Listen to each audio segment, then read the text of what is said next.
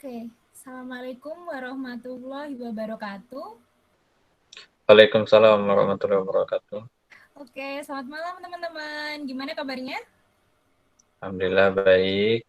Baik, oke. Pertama-tama, saya atas nama perwakilan dari Gen Jember, saya Via. Saya mengucapkan terima kasih banyak untuk kehadiran teman-teman malam ini, menyempatkan malam minggunya nih buat kita dengerin sharing session sekaligus nanti ada beberapa materi yang semoga bisa membantu untuk perjalanan pendidikan kedepannya dari teman-teman. Oke, untuk malam ini jadi kita akan ada 2 materi ya. Jadi karena ini sharing sessionnya dari 2 beasiswa yang tentunya teman-teman udah pada tahu semua ya. Jadi yang the first one is AAS atau Australian Award Scholarship. Nanti kita akan sharing-sharing dengan Mbak Dia Hapsari. Mbak Diahnya juga udah di sini. Hai Mbak Diah. Halo Via, halo. Hai Mbak. Oke, terus nanti yang untuk KAS akan Via yang pandu, lalu yang kedua nanti pematerinya dari Mbak Andini Sarahmaniar yang mendapatkan beasiswa Fulbright. Hai Mbak Andini Nisa, udah bergabung? Hai. Oh hai Mbak. Assalamualaikum. Nanti Waalaikumsalam warahmatullahi. Terima kasih atas waktunya dari 2 pemateri kita. Terus nanti untuk Mbak Andi Nisa akan dibantu oleh teman saya, Mbak Filza. Lalu untuk sharing session yang sekarang ini kita akan berkolaborasi dengan Deki dari yang ada di Pare serta beberapa media partner. Untuk Deki di Pare udah pada kenal belum ya, teman-teman? Belum saya. Belum ya. Oke, Deki Dikenalin aja Mbak. Oke, siap. Nanti ada session dari Deki juga. Jadi short briefnya aja, Deki itu salah satu lembaga pendidikan bahasa Inggris yang ada di Pare. Jadi selain dari Deki sendiri, nanti ada beberapa media partnership seperti Youth Prime Education Surabaya, lalu Kuncup Imajinatif Club, Guru Milenial, dan Pemburu Beasiswa S2. Oke, jadi biar nggak terlalu berlama-lama, untuk selanjutnya kita akan mendengarkan sedikit briefing dari Mistika yang merupakan founder dari Deki. Mistika sudah hadir?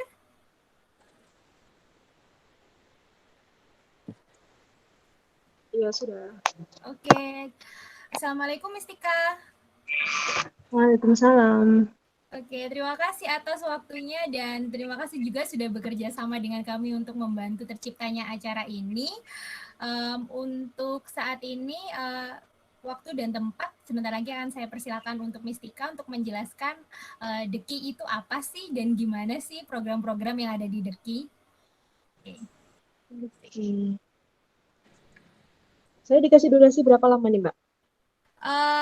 Maksimal mungkin sekitar 10 menit, Miss. Oke, baiklah. Bismillahirrahmanirrahim. Assalamualaikum warahmatullahi wabarakatuh. Waalaikumsalam warahmatullahi wabarakatuh. Salam kenal dari Deki Kampung Inggris. Kebetulan kita lokasi di Kampung Inggris dan di masa pandemik semuanya pembelajaran dialihkan secara online. Jadi nanti jika teman-teman kepengen dapat bimbingan juga tentang bahasa Inggris, terutama di bidang IELTS atau mungkin untuk speakingnya, baik untuk skill lesannya juga, skill tulisnya juga, nanti bisa bergabung di kelas online kita. Dan kebetulan juga nanti untuk program acara hari ini kita spesial provide 1 beasiswa juga untuk pembelajaran free selama 1 bulan ya. Kemarin kita sempat ngobrol-ngobrol terus kita mencoba untuk berbagi dengan semua member yang di sini. Nanti belum tahu siapa nanti yang akan nanti panitia yang akan menseleksi ya. Sedikit banyak informasi nanti ketika bergabung di Tiki kita akan mencoba mempelajari banyak mengenai bagaimana berbicara secara standar sesuai dengan standarnya. Kadang-kadang di antara kita ketika kita berbicara itu atau belajar bahasa Inggris kadang lupa untuk lebih fokus di skill-nya itu sendiri. Kadang untuk lebih ke grammar-nya aja, atau mungkin kadang-kadang lebih ke fluensinya aja. Nah, kalau di kita biasanya kita lebih fokus di grammar, pronunciation, intonasi, dan juga lebih ke bagaimana supaya nanti kualifikasi band score 7 plus-nya bisa tembus gitu. Nah, sebenarnya ini harusnya saya bisa share screen gitu karena saya sudah saya tidak mahir mengoperasikan Google Meet. Ada satu file yang belum saya serahkan kayaknya. Coba saya kirim ke mana? Saya kirim ke WA di grup ya, coba ya. Iya, boleh di grup, Miss. Nanti dibantu sama Mbak Ika untuk men-share. Oke. Terus, sebentar.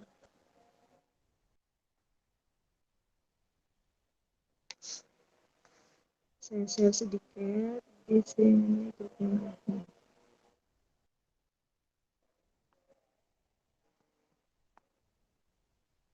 Masuk ya Mbak ya. Di situ ada teks sedikit tentang scholarship. Jadi nanti harapan kita sih kalau seumpama kita gabung di Diki bisa di-share nggak itu Mbak?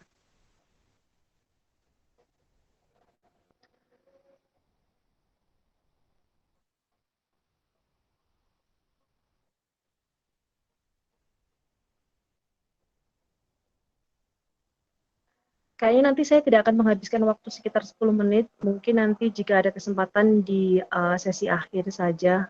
Kecil sekali, nggak kebaca ya? Bisa di Zoom kah, Mbak?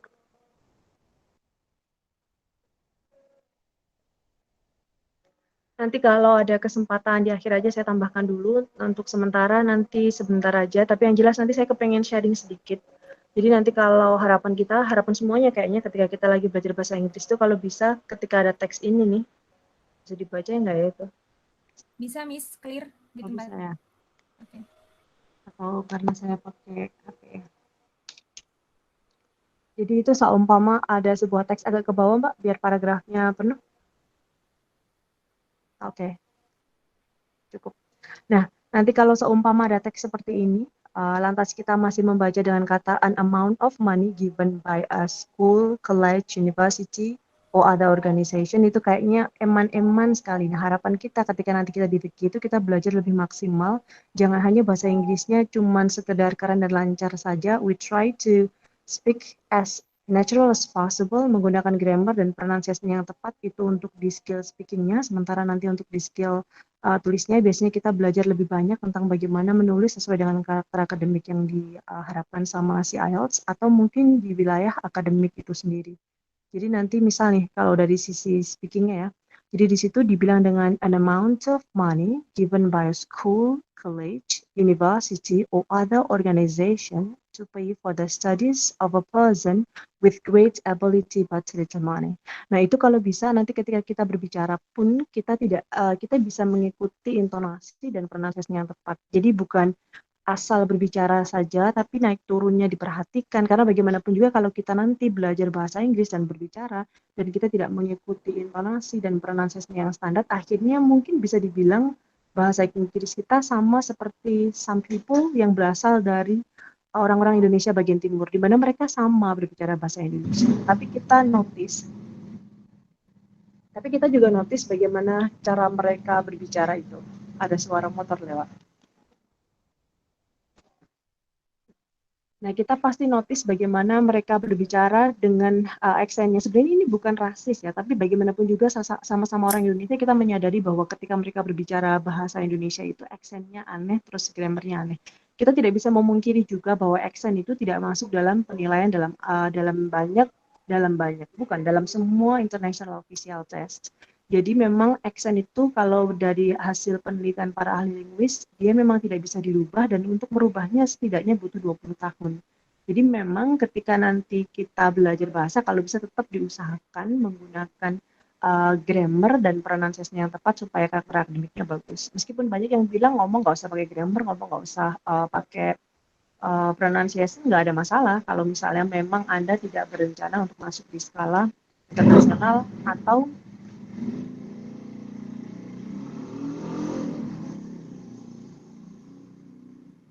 atau tidak berencana untuk masuk di wilayah akademik. Tapi kalau misalnya Anda belajar dan mempersiapkan, kenapa tidak matang sekaligus gitu ya. Nah, jadi nanti kita akan belajar bagaimana caranya berbicara ini bukan hanya bilang an amount of money, tapi kita maksimalkan dengan bilang, well, scholarship is an amount of money given by a school, college, university, or other organization. Jadi naik turunnya kita akan pelajari di sana. Sepertinya kurang lebihnya seperti itu gambaran, dan saya yakin kita semuanya kepengennya pasti kalau speaking sekaligus dong belajarnya gitu. Jadi biasanya di antara teman-teman, saya nggak tahu bagaimana dengan kalian, barangkali di sini sudah ada yang luar biasa ya, dan 2 di antara kita di sini juga sudah sempat melanjutkan studi di sana, berarti memang sangat wow sekali, dan itu pasti sangat luar biasa, dan mereka sudah mengalami sendiri bagaimana penggunaan bahasa Inggris di sana, yang mungkin sebenarnya ketika kita go international juga nggak pakai pronunciation dan pakai apapun yang terlalu standar bagus dan standar internasional juga nggak apa-apa, tapi ketika itu bisa standar akan sangat memudahkan dalam segala komunikasi sepertinya. Karena kalau kita nanti bertemu dengan banyak orang yang memiliki aksen dan logat yang berbeda, ketika itu terlalu ekstrim, jadi sangat mungkin akan sering muncul titik di mana miskomunikasi mungkin akan terjadi. Kayaknya itu aja dari saya. Nanti jika ada kesempatan lagi kita nyambung lagi, kalau tidak nggak apa-apa. Itu aja untuk hari ini. Semoga nanti ilmunya bermanfaat. Yang jelas untuk AAS sama Fulbright itu beasiswa paling bergengsi, sepertinya 2 di antara beasiswa paling bergengsi yang pasti jadi huntingan kita semuanya. Semoga di antara kita nanti ada yang lolos dan juga menyusul mbak-mbaknya yang sudah jadi awardee. Itu aja sepertinya untuk hari ini, Mbak. Saya cukupkan dulu. Oke, terima kasih Miss Tika untuk short briefnya juga motivasinya. Jadi seperti kita tahu yang pasti jelasnya IELTS itu adalah salah satu password kita kalau misalnya kita mau apply either buat AAS atau kita mau apply Fulbright atau mungkin beasiswa yang lain ya Miss ya. Dan Vicky bersedia untuk menjadi salah satu partner kita belajar selama pandemi juga bisa online ya. Oke, untuk mempersingkat waktu, kita mulai sharing session untuk yang pertama.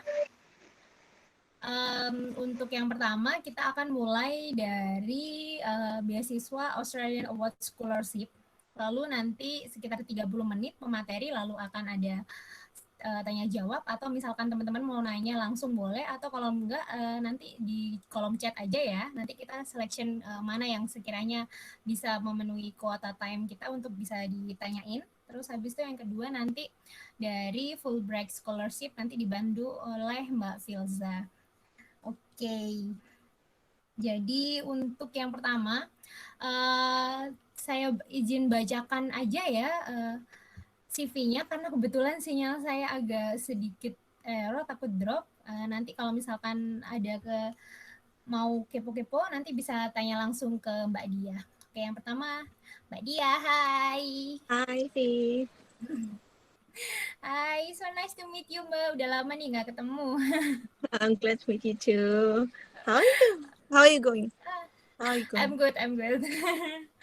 Oke, Mbak, izin ya Mbak ya, aku bacain CV Mbak Dia. Oke, Mbak Dia Hapsari ini adalah awardee dari Australian Awards Scholarship. Jadi untuk pendidikan yang sebelumnya, dulu pernah bersekolah di Brawijaya University di Malang, Bachelor of Economics. Lalu melanjutkan pendidikan di Monash University of Australia dengan jurusan Master of Business Law. Jadi mbaknya baru banget ini, baru pulang dari Monash. Dan untuk mbaknya sendiri adalah PNS atau Civil Servant di Ministry of Finance Directorate General of Taxes. Di pajak ya Mbak ya? Di kantor pajak ya? Oke. So, jadi karena ini kita nanti sharing-sharing aja, jadi ntar kalau misalkan ada yang Mbak perlu highlight dari pertanyaan atau story yang Mbak akan bagikan, nanti Via persilakan untuk Mbak share ya Mbak ya. Boleh. Jadi ini baru banget balik ya Mbak ya dari Australia. Iya, Natal tanggal 25 Desember. Tanggal 25 Desember. Wah, masih fresh banget ya gitu. Iya. Um, Oke, jadi beasiswa AAS sendiri, kalau untuk website resminya, kalau tidak salah kan di Australian Award Indonesia ya Mbak ya? Benar. Itu untuk tersedianya adalah untuk S1 dan S3. Iya, S3. S2 dan S3. S2, sorry, S2 dan S3, oke. S2 dan S3, lalu untuk kriterianya semuanya sudah lengkap di webnya itu ya Mbak ya? Iya, benar. Oke. Kalau boleh tahu, menurut Mbak, apa sih Mbak dari beasiswa Australian Award Scholarship itu yang ngebedain sama beasiswa lain? Jadi Australia Award Scholarship itu adalah beasiswa yang ditawarkan langsung oleh pemerintah Australia untuk mahasiswa Indonesia melanjutkan pendidikan di Australia. Untuk Indonesia sendiri, AAS memberikan kuota setiap tahun sekitar 250, biasanya 200 untuk master dan 50 untuk S3.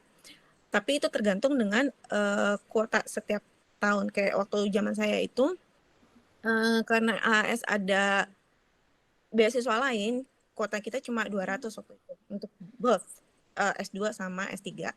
AAS itu udah berlangsung lebih dari 60 tahun. Jadi dia salah satu beasiswa tertua di Indonesia, kerjasama antara pemerintah Indonesia dengan pemerintah Australia. Tujuannya adalah menciptakan leader dari future generation kita di sini. AAS sendiri itu benefitnya banyak ya, dibandingkan dengan beasiswa-beasiswa lain yang tujuan belajarnya di Australia. AAS itu paling memberikan banyak benefit gitu, dari visa, daftar ke sekolah, itu semuanya dilakukan oleh AAS. Jadi kita begitu keterima, fokusnya hanya gimana caranya mempersiapkan diri untuk belajar di sana. Semua diurusin sama AAS gitu. Sampai penempatan di sini juga gitu. Berarti semuanya dibantu ya Mbak ya dari awal, dari fasenya. Wah, untuk pengurusan visa, LOE, terus IELTS semuanya dibantu ya? Semuanya dibantu. Kita nggak ngeluarin uang malah sama sekali. Kita ngeluarin uang paling untuk paspor aja ya. Oh gitu, berarti untuk benefitnya sangat jauh lebih banyak ya dibandingkan beasiswa lain yang kadang untuk beasiswa tertentu kan IELTS-nya kita harus udah ready sendiri atau mungkin udah LOE gitu. Sangat dibantu ya Mbak ya. Oke, kalau misalkan dari selection-nya sendiri ya Mbak ya, apa menurut Mbak selama pengalaman Mbak di AAS terus ketemu pasti juga banyak award yang sebelumnya atau gimana, itu selama proses itu di antara level of selection-nya tuh ada apa aja, terus habis itu nanti yang paling menentukan itu apa sih Mbak dari selection-nya itu sendiri? Sebenarnya kalau dibilang seleksinya mana yang paling menentukan, semua menentukan ya, dan seleksinya AAS itu terhitung sangat singkat. Jadi pembukaannya itu dari 1 Februari, dicatat 1 Februari, penutupannya tanggal 30 April, itu selalu setiap tahun.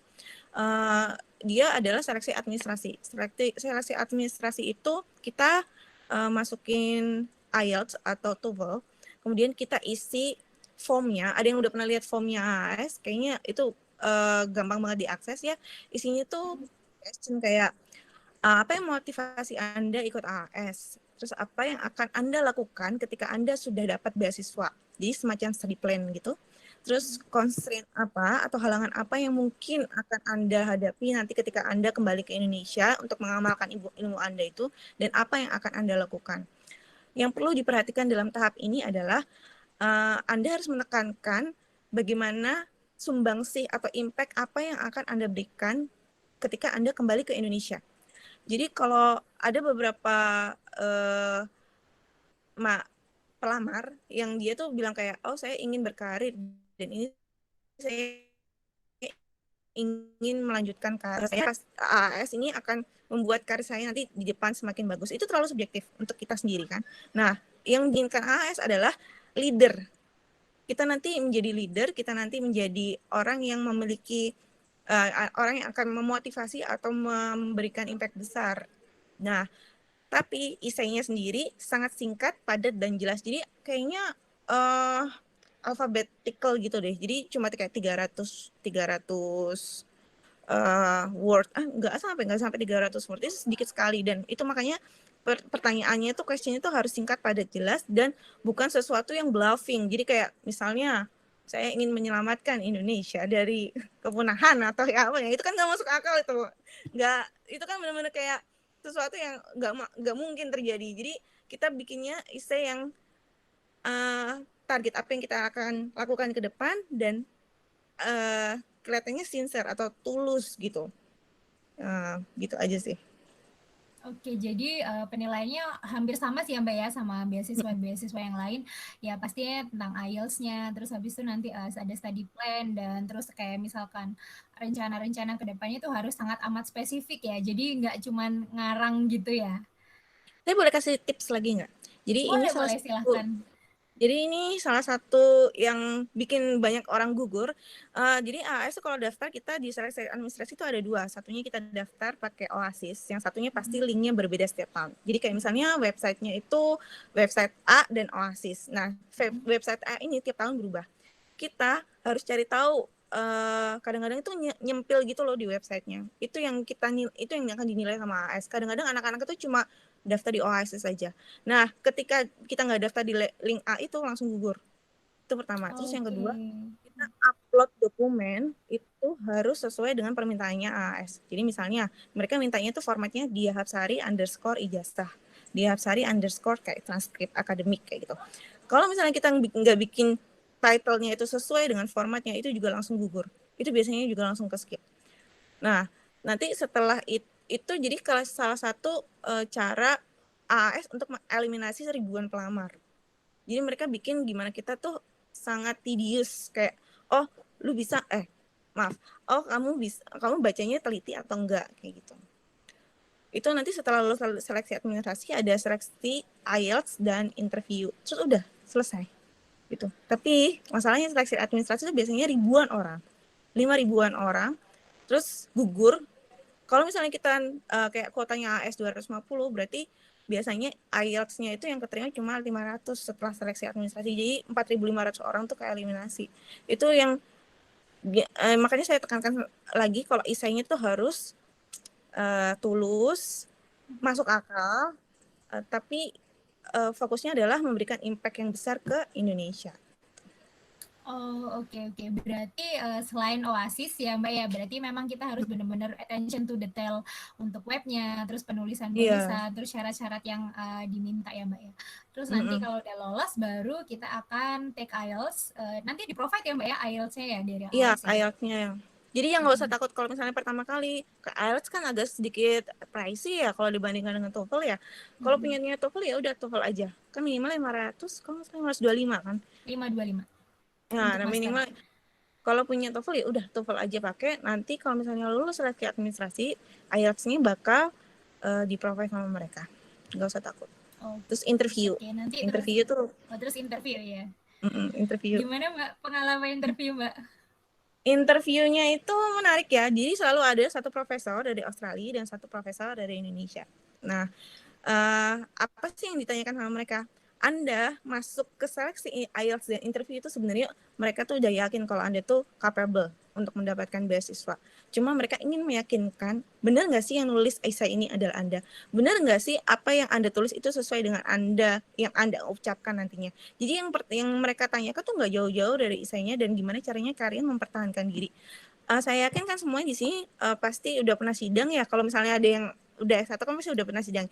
Kalian mempertahankan skripsi kan? Nah, itu juga kayak gitu, mempertahankan essay-nya. Dan modelnya mereka tuh kayak friendly gitu kok.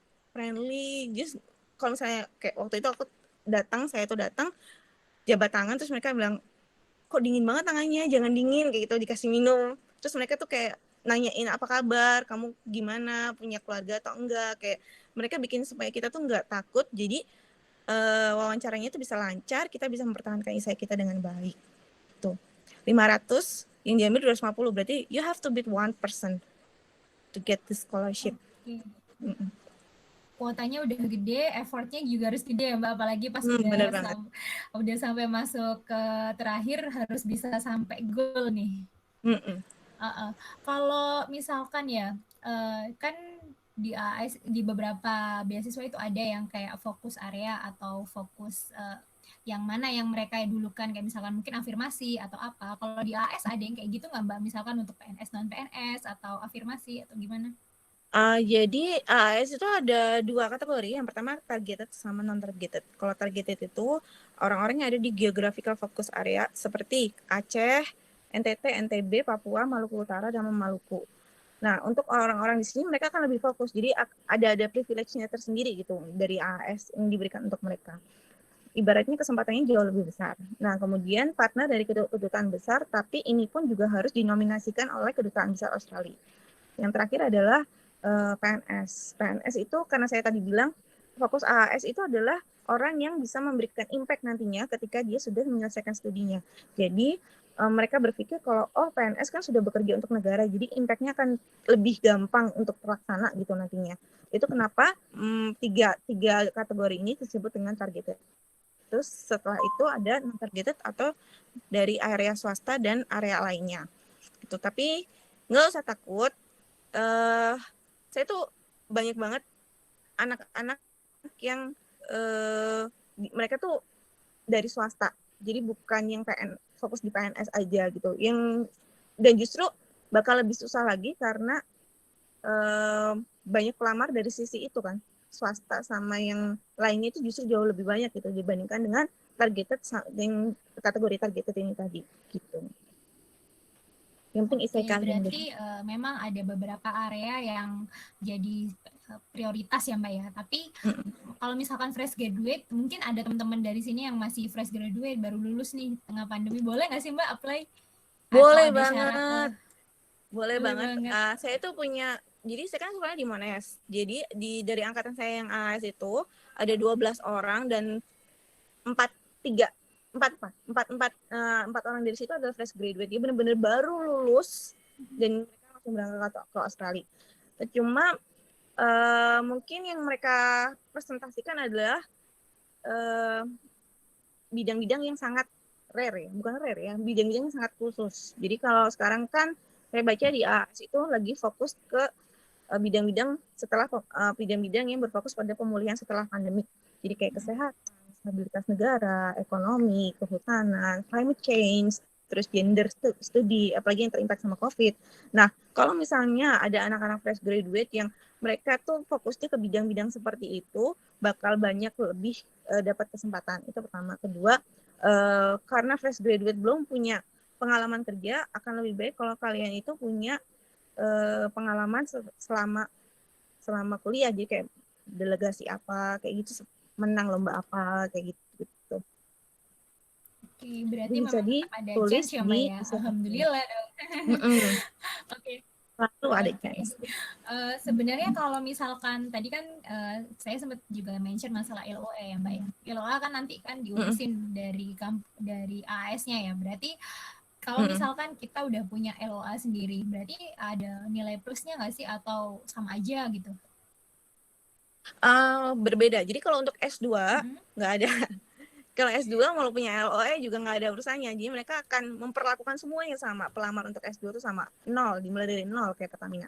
Nah, kalau S3 itu kebalikannya. Jadi kita harus punya kayak paling nggak supervisor dulu. Sebelum ngelamar S3 di AS, jadi kita harus punya supervisor dulu yang nerima topik kita.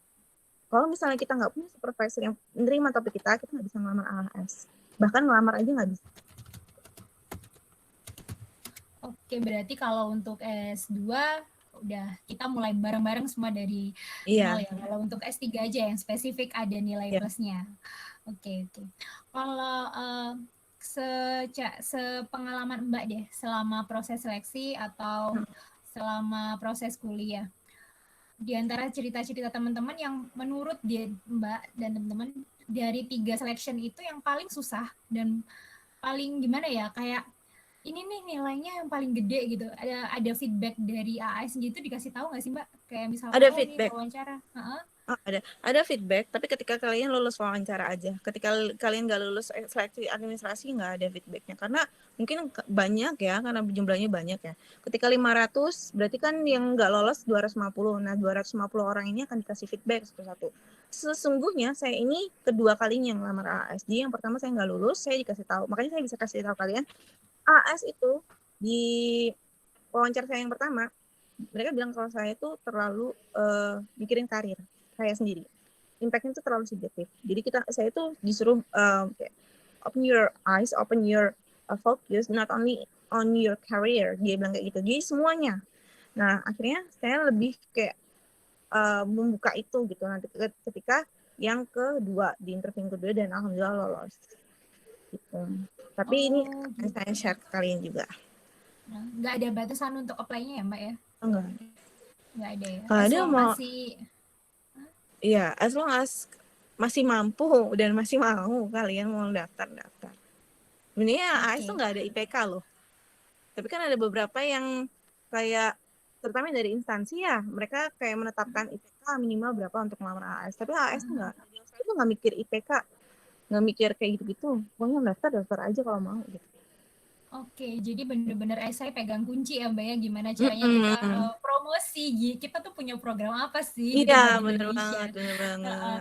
Harus mencantumkan nggak sih Mbak, misalkan kan Indonesia sama Australia kan pasti punya hubungan diplomatis, punya proyek-proyek tertentu. Apakah kita harus menonjolkan atau memfitkan diri kita untuk bisa masuk ke area proyek tertentu itu, atau ya udah ini memang ini penting, ini perlu, dan emang ini bidang yang saya pegang gitu.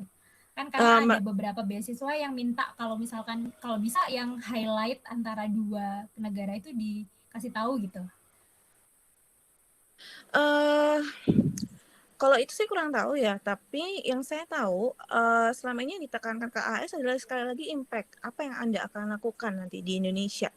Jadi mereka itu pengennya ketika Anda ke Indonesia terus berimpact untuk jadi orang yang kemudian dikenal karena impact Anda tersebut, AAS bisa bilang, oh ini loh lulusan AAS, ini loh karena lulusan AAS impact-nya bagus-bagus. Banyak banget kan menteri kita yang lulusan AAS juga itu yang sama ini tuh kayak dipromosiin sama AAS. Oh ini mereka tuh keren karena lulusan Pak Budiono juga. Itu juga Najwa Shihab juga. Itu juga semuanya pada ngomongin gitu. Oh kita perwakilan dari AAS memberikan yang terbaik buat Indonesia. Itu semacam kayak corporate social responsibility-nya Australia gitu loh untuk negara-negara berkembang, nggak hanya di Indonesia ya, tapi di negara-negara lain. Tapi dia lebih kasih banyak kesempatan untuk Indonesia karena mungkin karena hubungan diplomatisnya itu tadi. Cuma untuk menekankan kita ikut terlibat dalam proyek itu dan apakah itu nanti akan berimpact pada isai kalian diterima atau tidaknya, saya kurang tahu itu. Oke. Tapi so far emang alumninya keren-keren sih ya Mbak ya. AAS. Iya. Oke. Kalau misalkan kita bicara tentang pendidikan di luar kan ada yang by coursework atau ada yang by research. Kalau by research boleh nggak sih Mbak kalau AAS? By research boleh, tapi perlakuannya sama kayak S3 tadi. Jadi kalau misalnya S2 tadi boleh semua yang lamar, nggak peduli Anda punya LOI atau enggak, research, master by research, Anda harus lamar supervisornya dulu. Oh gitu, jadi khusus untuk special for by research kita memang seperti anak S3 harus punya profil. Iya. Okay. Nggak dibantu dicariin kayak master yang lain ya. Master yang lain kan dibantu kampusnya ya, nyari kampusnya. Ada salah satu teman saya yang master by research, cuma saya nggak tahu. Yang jelas master by research pasti lebih lama durasinya. Jadi kayak 2,5 tahun sampai 3 tahun gitu. S2 itu yang biasanya coursework itu kan cuma 1 sampai 2 tahun. Tapi kalau yang research itu agak lama. Ada tuh salah satu teman saya yang dia memang mencari supervisornya dulu, makanya dia masuk ke universitas itu. Oke, berarti kalau dari dia mengikuti kenapa? Oke. Kalau dari itu waktu pembelajaran, kalau misalkan kan tadi boleh coursework ya Mbak, kan lebih lama. Jadi nggak harus misalkan cuma setahun atau jadi semua ngikutin dari kampusnya ya? Semua ngikutin dari kampusnya. Jadi kayak misalnya nih sebelumnya Via kan kesehatan ya, perawat ya. Terus abis itu Via mau daftar misalnya dia ke kesehatan publik. Nah ketika si Via itu mau daftar kesehatan publik dan dilihat, oh nih mata kuliahnya diakuin nih di sini, Via nggak perlu nih 2 tahun di situ. Via bisa 1,5 tahun, 1 sampai 1,5 tahun. Karena mata kuliah sebelumnya sudah diampu di celornya dan sudah diakuin. Itu ada beberapa yang mata kuliahnya seperti itu. Atau yang kasus-kasus yang 1 tahun itu yang kayak saya nih, saya nggak ngambil tax, tapi teman saya ada yang Master of Tax. Mereka udah kerja di tax lama, setahun aja, nggak usah lama-lama gitu.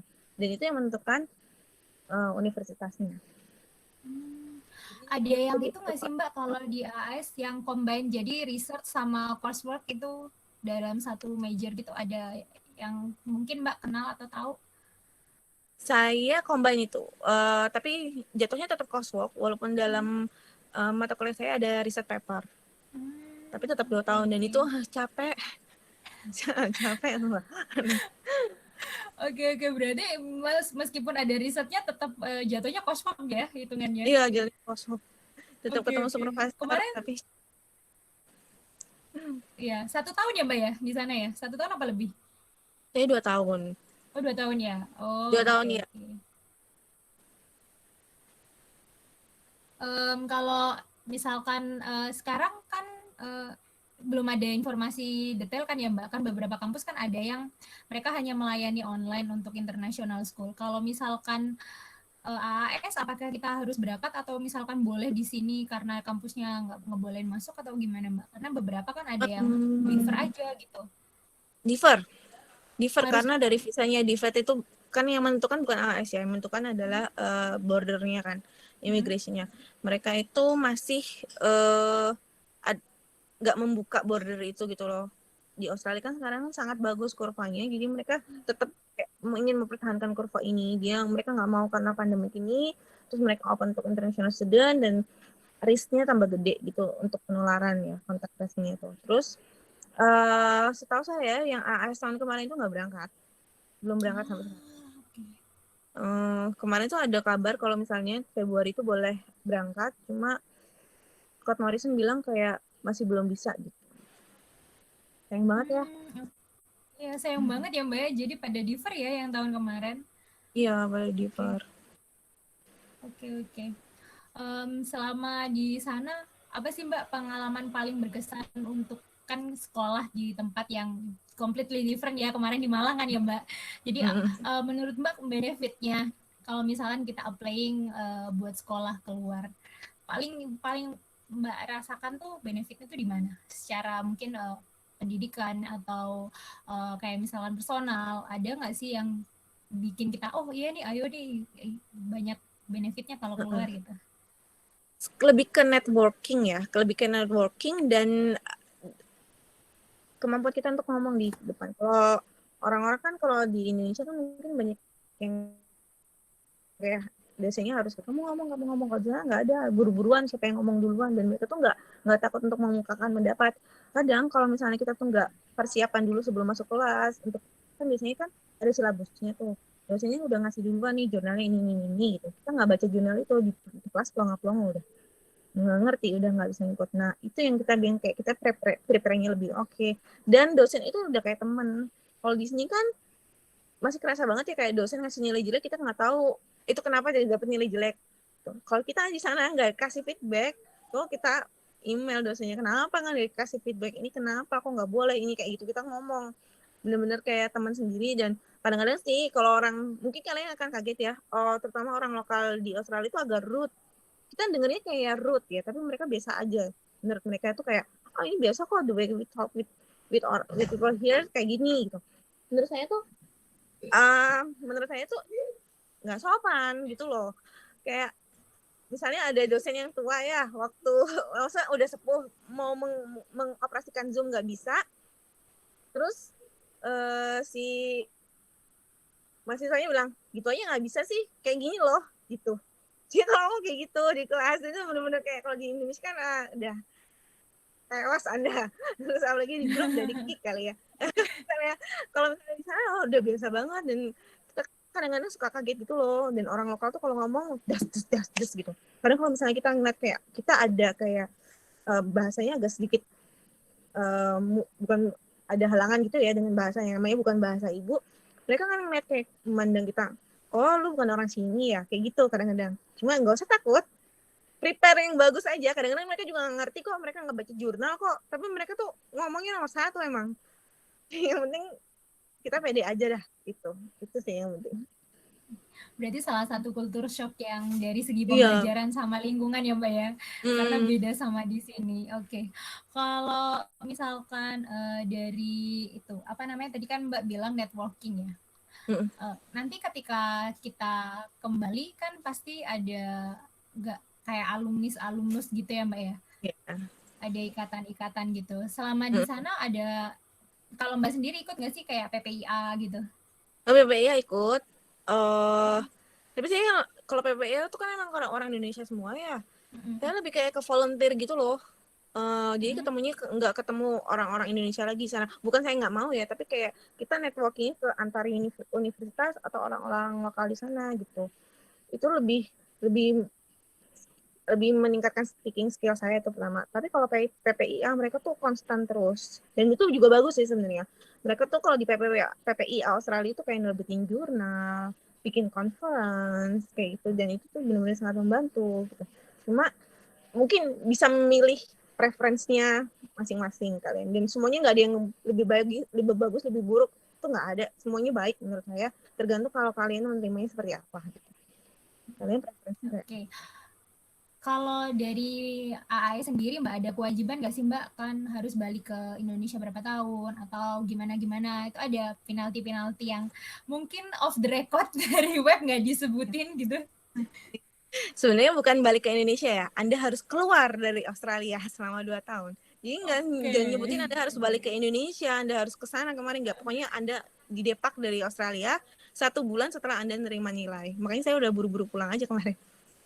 Dan nggak dikasih uang lagi juga udah di sana. Oke, berarti emang udah secara kasat mata mereka sudah punya, udah nih selesai, silahkan pulang. Minggat lo dari sini cepetan kayak gitu. Oke. Selama di sana boleh nggak sih Mbak kalau misalkan kita mungkin kalau uang saku harusnya kan sudah provide semuanya ya Mbak ya, kayak health, kayak asuransi kesehatan kayak gitu udah di-provide kan ya, buku, terus kayak dorm itu kita apply sendiri kayak gitu atau gimana Mbak? Iya, kalau rumah kita nge-apply sendiri.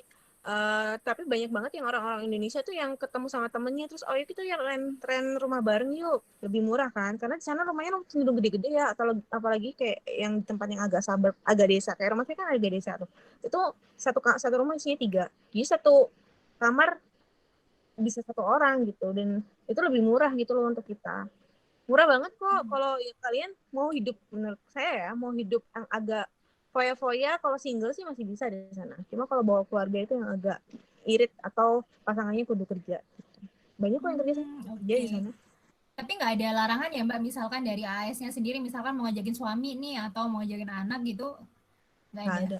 Malah gampang, nanti juga diurusin sama AI. Oh mau ya, iya nanti. Oh ya udah dibantu urusin visanya. Tapi masalahnya asuransinya harus bayar sendiri. Udah itu aja.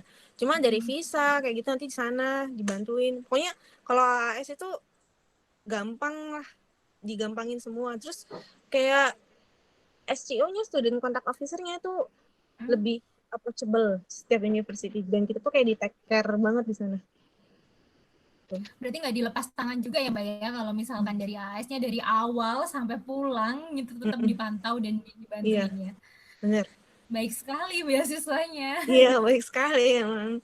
Tapi baik itu cuma ada di Australia kan, nggak bisa milih-milih negara-negara lain. Bener. Tapi kalau jalan-jalan keliling Australia masih boleh lah ya.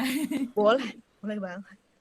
Oke, terakhir nih Mbak, karena waktunya kurang 2 menit, kira-kira mungkin ada closing statement atau apa, motivation atau apa yang ingin Mbak sampaikan ke teman-teman? Oke, saya mau menyampaikan lagi, critical point dalam seleksi AAS itu adalah essay-nya harus impact-nya ada buat Indonesia. Maaf ya anak saya, rasanya nggak boleh kayak gitu. Nggak apa-apa Mbak. Impact-nya terhadap Indonesia. Anda boleh mikirin karir Anda tuh kayak gimana, tapi itu lebih ke supplementary aja. Sekali lagi, AAS itu mengharapkan Anda mempunyai kontribusi yang besar terhadap Indonesia nantinya.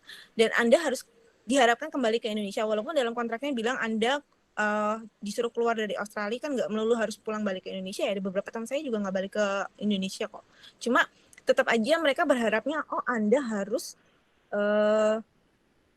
punya impact besar gitu.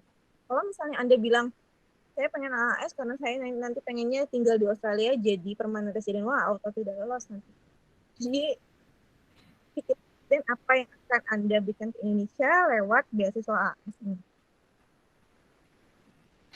Oke, wow, keren banget ya pengalamannya. Udah beasiswanya bergengsi pula, dibantuin pula dari awal sampai pulang. Oke, Ayo lamar AAS. karena oke, siap bantuin ya, Mbak. Ya, pastilah, pasti. Oke, nanti kalau misalkan ada pertanyaan dari teman-teman boleh nanti raise hand atau chat aja di kolom chat karena bentar lagi kita langsung lanjut ke Mbak Andi Nisa sama Mbak Filza untuk Fulbright Scholarship. Gitu karena udah 30 menit. Yang pertama, makasih ya Mbak Dia sharing-sharingnya Ya, nanti sambil kita tunggu diskusinya, Mbak.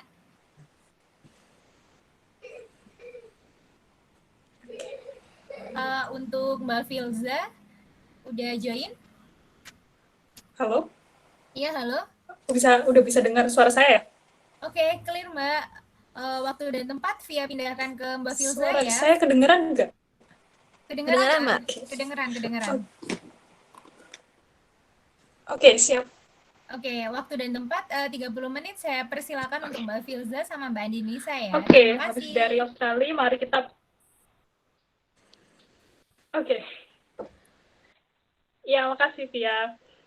Jadi habis ke Australia, kita langsung move ke Amerika. Ini beda benua banget dan jauh sekali terpisahnya.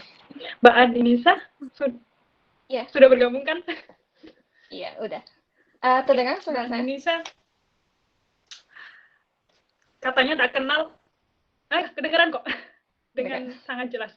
Jadi katanya kalau orang Indonesia tak kenal maka tak sayang, boleh Mbak Andi Nisa untuk memperkenalkan diri terlebih dahulu ke teman-teman kita semua.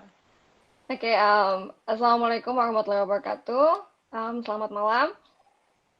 Saya Andi Nisa Rahmanian. Saya awardee dari Fulbright Scholarship 2019-2020 ya. Alhamdulillah, saya baru menyelesaikan studi saya bulan Desember kemarin, dan juga saya baru pulang awal Januari kemarin. Ya, segitu. Oh ya, saya ngambil jurusan STEM Education and Leadership. Soalnya S1 saya tuh pendidikan fisika, dan saya pernah menjadi guru matematika dan fisika di salah satu SMA di Kota Garut. Oke.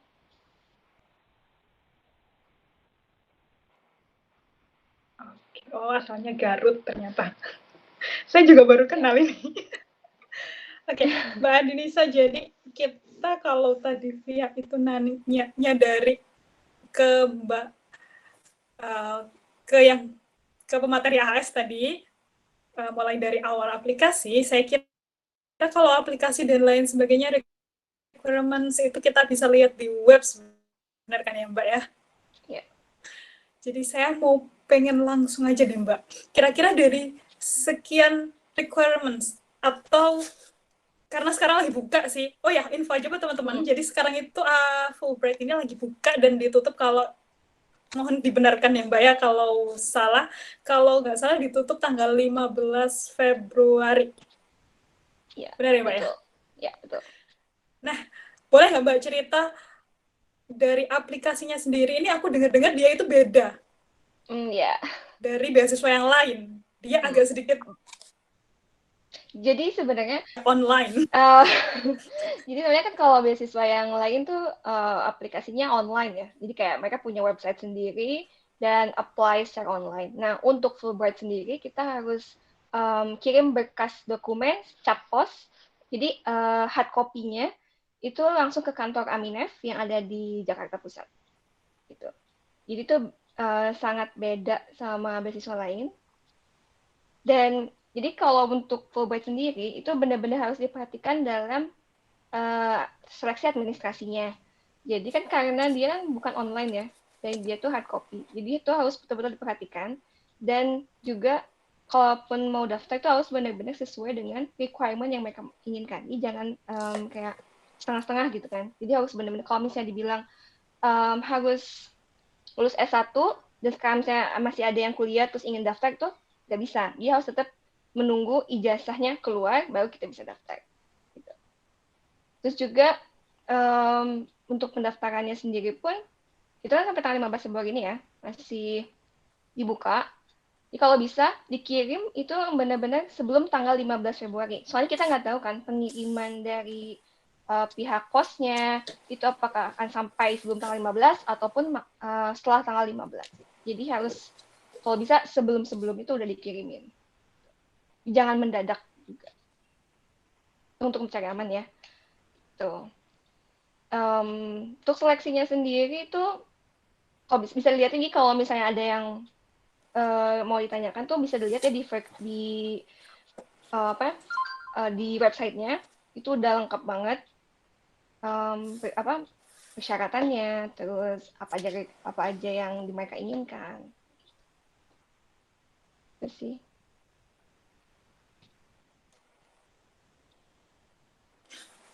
Oke, Mbak, ngomong-ngomong nih, tadi katanya kan disinggung, kalau bisa kirimnya sebelum tanggal 15 untuk menghindari dia telat nyampe di kedutaan. Kalau misalnya kita udah kirim nih, kita bisa mastiin nggak dengan telepon kedutaan tanya apakah berkas kita udah nyampe? Bisa nggak kayak gitu? Mau koreksi, bukan kedutaan, tapi ke kantor Aminef-nya. Jadi kan Fulbright itu kan dia, sebenarnya Fulbright ini beasiswa di setiap negara tuh punya ya. Di Indonesia, Afghanistan, terus Brazil, dan negara-negara Eropa, itu ada Fulbright sendiri. Jadi di Indonesia itu nama kantor Fulbright-nya itu Aminef. Itu ada di Intiland Tower di Jakarta Pusat. Jadi dokumen kita itu dikirimkan ke kantornya. Nah, untuk tahu apakah udah, sebenarnya waktu itu juga nggak nanya sih. Nggak tahu juga kalau kita bisa nanya ya. Bisa nanya ke karyawannya atau apa. Tapi kan kalau misalnya kita, sekarang kan udah bisa di-track ya. Apakah udah sampai atau belum. Jadi, situ aja sih. Gitu.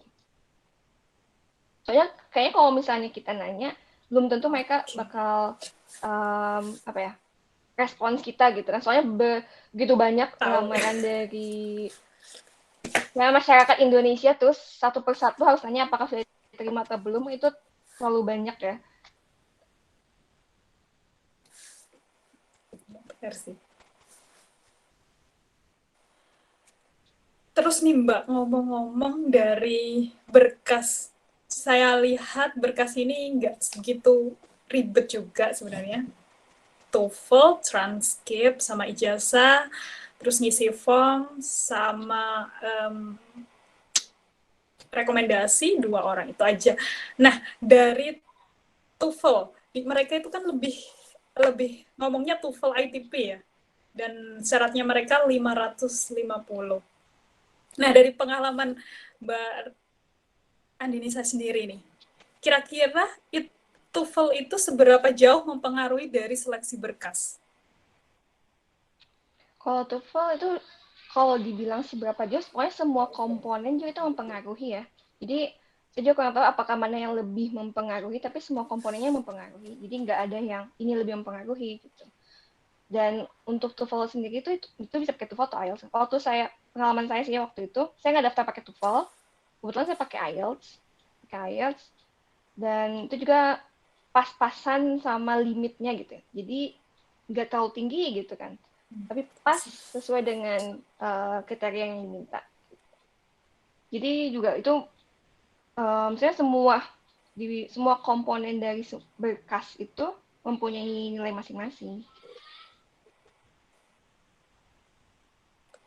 Oke. Jadi porsinya sama kira-kira kayak gitu ya, Kak ya? Nah, dari seleksi berkas nih, ke seleksi berkas terus pengumuman wawancara itu berapa lama kira-kira, Kak? Aku tadi ngomong sekarang, Kak. Mbak Andinisa, kira-kira durasinya berapa lama? Sebenarnya kalau Fulbright nih ya, pengalaman saya itu Fulbright itu salah satu beasiswa yang sangat panjang prosesnya.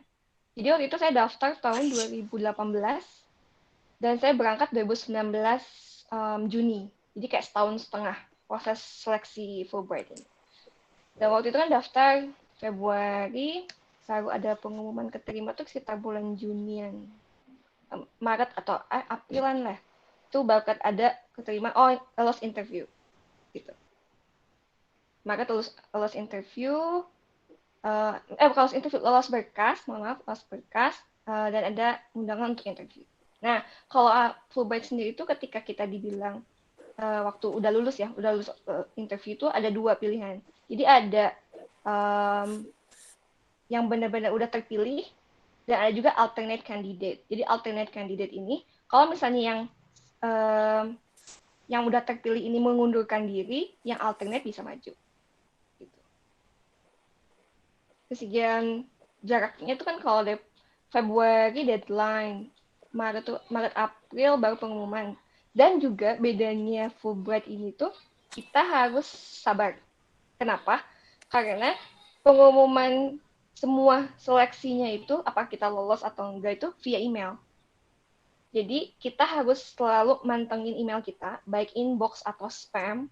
Soalnya kalau kita kayak melebihi waktu konfirmasi kita, misalnya gini, kita kan lolos administrasi kan, dan kita diundang untuk interview. Nah, itu tuh ada konfirmasi, sampai tanggal berapa kita harus konfirmasi apakah kita bersedia untuk interview atau tidak. Nah, kalau misalnya kita nggak cek email, dan ternyata waktu kita cek email udah lewat masa konfirmasinya, kita bisa dianggap kita mengundurkan diri. Jadi, kita harus benar-benar mantengin email kita, dan bahkan bisa aja masuk ke spam. Jadi, benar-benar harus mantengin email sama spam. Itu sih bedanya Fulbright, itu yang menguji kesabaran kita.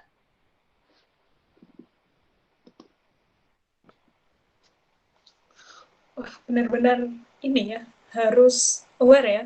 Email harus notifikasinya dihidupin terus di semua gadget ini.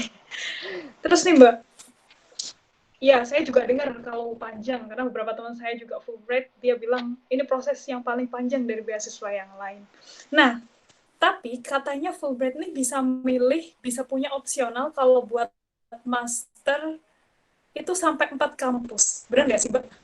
Oh iya, dan itu jadi gimana benar. ceritanya? Harus ada LOK kah di awal atau mereka yang akan ngurus atau bagaimana?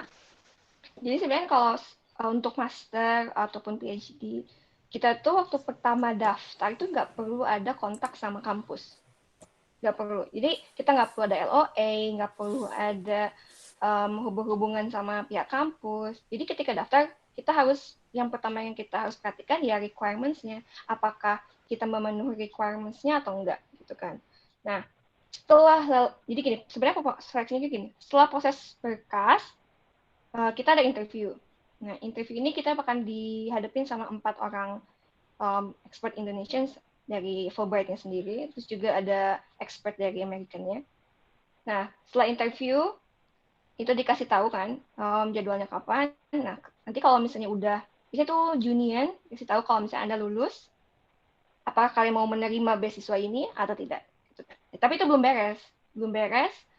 Setelah interview itu ada yang namanya tes TOEFL IBT. Nah, kalau buat Amerika sendiri mereka pakainya IBT untuk setiap kampus di US.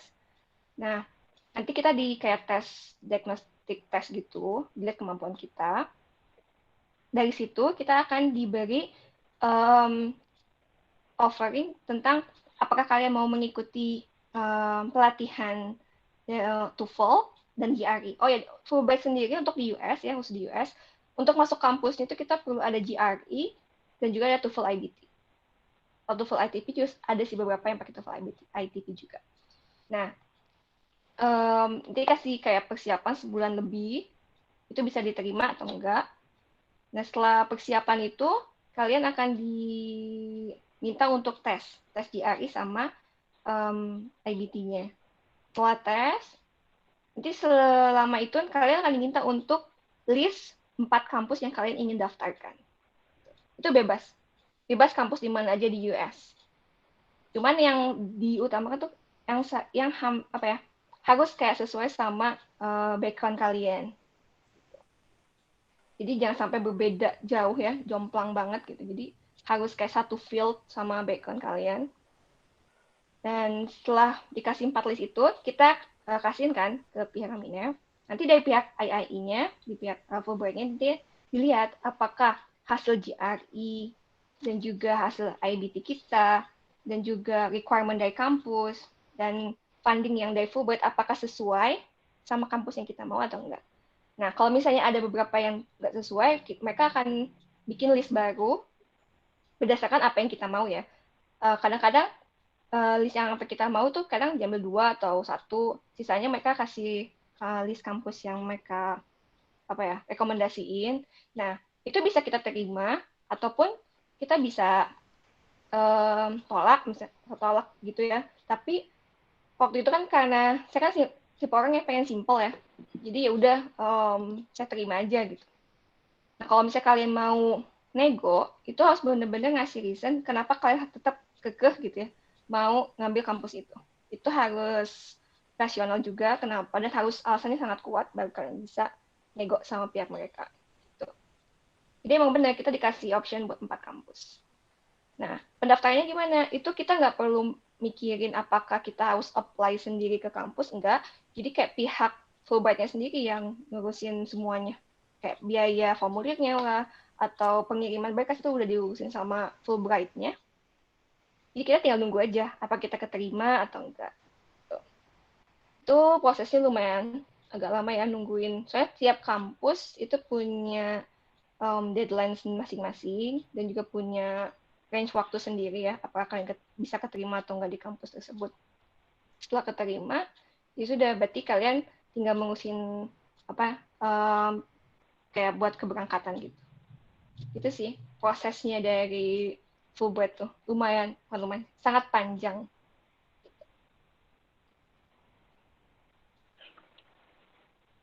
Iya, lumayan sangat panjang gitu ya, Mbak. Terus nih, tadi sempat ngomong kalau kita nanti tes IBT dan GRE, itu tesnya kita bayar sendiri atau bayar Mbak kira-kira sama sana? Terus persiapan tadi juga di-mention sama Mbaknya. Mereka dari untuk Fulbright Aminef-nya yang bakal funding atau kita sendiri nih harus ngeluarin biaya? Untuk Fulbright itu benar-benar kita nggak ngeluarin uang sepeser pun ya. Dari mulai pendaftarnya, kali kita ngeluarin uang waktu kita ngirimin berkas Capos. Itu kita ngirimin ongkirnya kan. Nah, setelah kita mau interview, itu mereka akomodasi dibayarin. Saya kan dari Garut kan, ke Jakarta. Itu pasti perlu kendaraan umum dong. Mau pakai bus atau kereta. Nanti tiket bus atau keretanya diganti sama pihak Aminef. Gitu. Dan juga untuk bagi pelamar yang misalnya dari luar Jawa nih, misalnya dari Kalimantan, Papua, itu misalkan kalian butuh pesawat dan juga butuh hotel dong. Nah, itu kalian nggak usah khawatir. Nanti pihak Aminef sendiri, ini tahap interview ya, jadi dari pihak Aminef sendiri itu menyediakan hotel dan pesawatnya untuk kalian. Itu pulang balik. Gitu. Jadi, itu benar-benar dibayarin. Nah, untuk persiapan yang TOEFL, IBT sama GRE pun Fulbright bayarkan gitu. Bahkan kalian dikasih uang saku, dikasih tempat tinggal juga di sana gitu. Jadi biasanya kalau pelatihan itu di Jakarta kan, jadi untuk orang yang dari luar Jawa butuh tempat tinggal juga kan di Jakarta, jadi pasti mereka sediakan gitu. Terus tes TOEFL-nya juga itu mereka bayarkan. Kita benar-benar nggak perlu ada uang yang keluar. Kan kalau tes IBT kita kan, misalnya waktu kemarin saya dari Garut kan, dan harus tes IBT-nya tuh di Jakarta, perlu akomodasi juga kan. Nah, itu tetap bakal digantiin. Jadi kita bayar sendiri dulu, nanti kita minta reimburse ke kantor Aminef, nanti mereka ganti. Gitu. Jadi emang benar-benar kita nggak ngeluarin uang sepeser pun. Gitu. Dan untuk TOEFL IBT sendiri pun mereka ngasih beberapa kesempatan. Ya, waktu pertama tes IBT, terus ternyata mungkin kurang, jadi mereka minta tes lagi. Kita tes lagi, dibayarin lagi, dan juga disediakan diganti juga uang akomodasinya. Itu sih. Ini benar-benar difasilitasi sama Fulbright.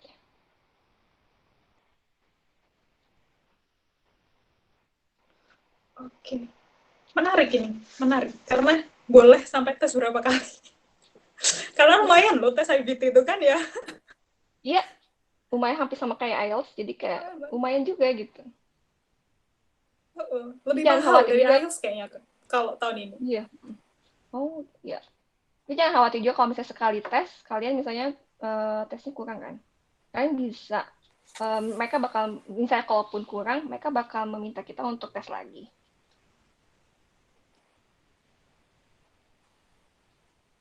Oh gitu, oke.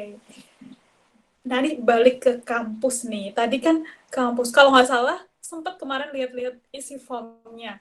Kayaknya di form pertama kali kita kirim ke Aminef, itu ada deh, Mbak. Kita mention 4 kampus itu. Apakah itu nanti bisa berubah atau enggak? Ketika kita udah Untuk lolos gitu. kampus, oh itu bisa. Soalnya nanti juga kita bakal diganti juga sama mereka.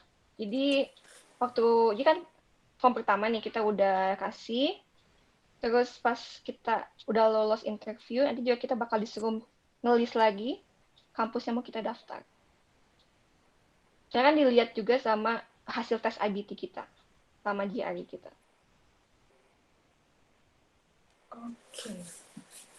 Oke, jadi mereka ini ya.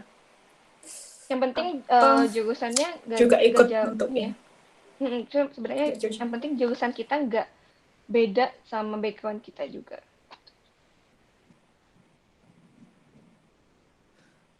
Oke, udah dapat poinnya tuh, keren banget nih beasiswanya. Hampir sama sebenarnya sama AAS ya, nggak jauh beda. Iya. Nah, kalau nggak mau compare juga, tapi pengen tahu dong, Kak, kalau misalnya di Fulbright ini apa aja sih yang dibiayain, Mbak, kalau kita udah dapat funding nih dari Aminef, dari Fulbright sendiri?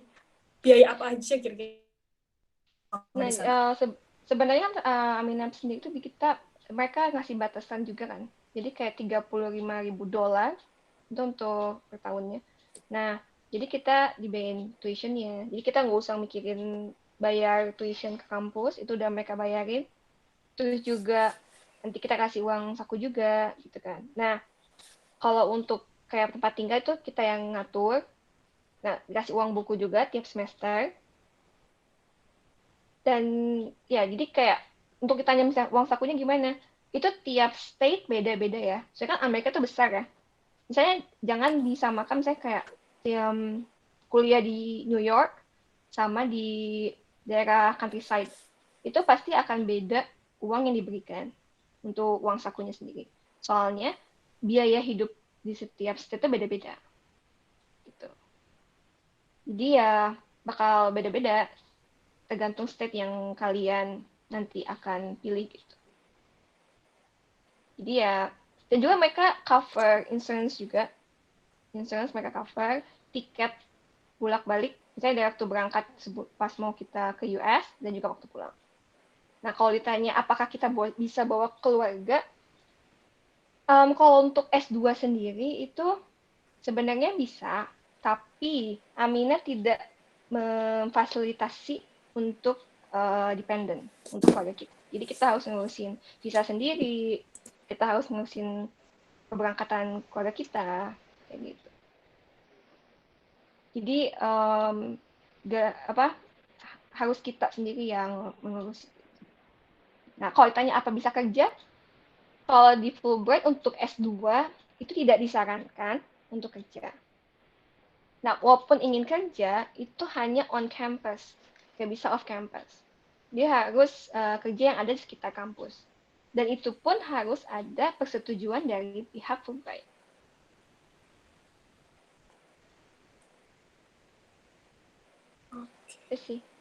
Oke, nggak bisa. Jadi part time itu nggak bisa ya? Harus fokus belajar aja. Iya, kalau misalnya... Jatuhnya itu coursework atau research kalau di sana, kalau S2? Kalau di US tuh kebanyakan coursework ya, jarang yang research. Jadi kalau research itu pilihan. Jadi kalau misalnya mau ngambil tesis, boleh. Kalau misalnya enggak juga nggak apa-apa gitu kan, tergantung jurusan kalian gitu. Biasanya kalau di US tuh dia ada pilihan. Ada yang, jadi misalnya jurusan saya kan STEM kan, STEM Education and Leadership. Itu ada pilihan kita mau ngambil tesis, atau kita mau ngambil kayak internship kayak gitu. Jadi gimana jurusan kita kan? Tapi jatuhnya jadi coursework sih kalau di US. Ya, jatuhnya coursework. Nah, ngomong-ngomong kalau AAS tadi kuotanya lumayan banyak. Kalau dari Fulbright sendiri gimana, Kak? Mbak, ada patokan mereka ngasih tahu kuota untuk Indonesia berapa atau menjadi teka-teki? Oh, ada. Itu bisa dilihat ya di website-nya, di frequently asked question-nya. Jadi kayak mereka untuk master itu ada 50 grand ya untuk master. Jadi mereka udah ada patokannya. Nah, tapi mereka tuh menseleksi bukan secara nasional. Jadi kayak kita mempunyai saingan dengan pulau lain gitu kan. Enggak, tapi mereka seleksi per region. Jadi kayak misalnya kita dari Jawa, berarti kita bersaingan dengan orang Jawa juga. Jadi kita orang Kalimantan, berarti saingannya sama orang Kalimantan juga. Gitu. Jadi mereka memilih kalian yang lebih unggul di region kalian.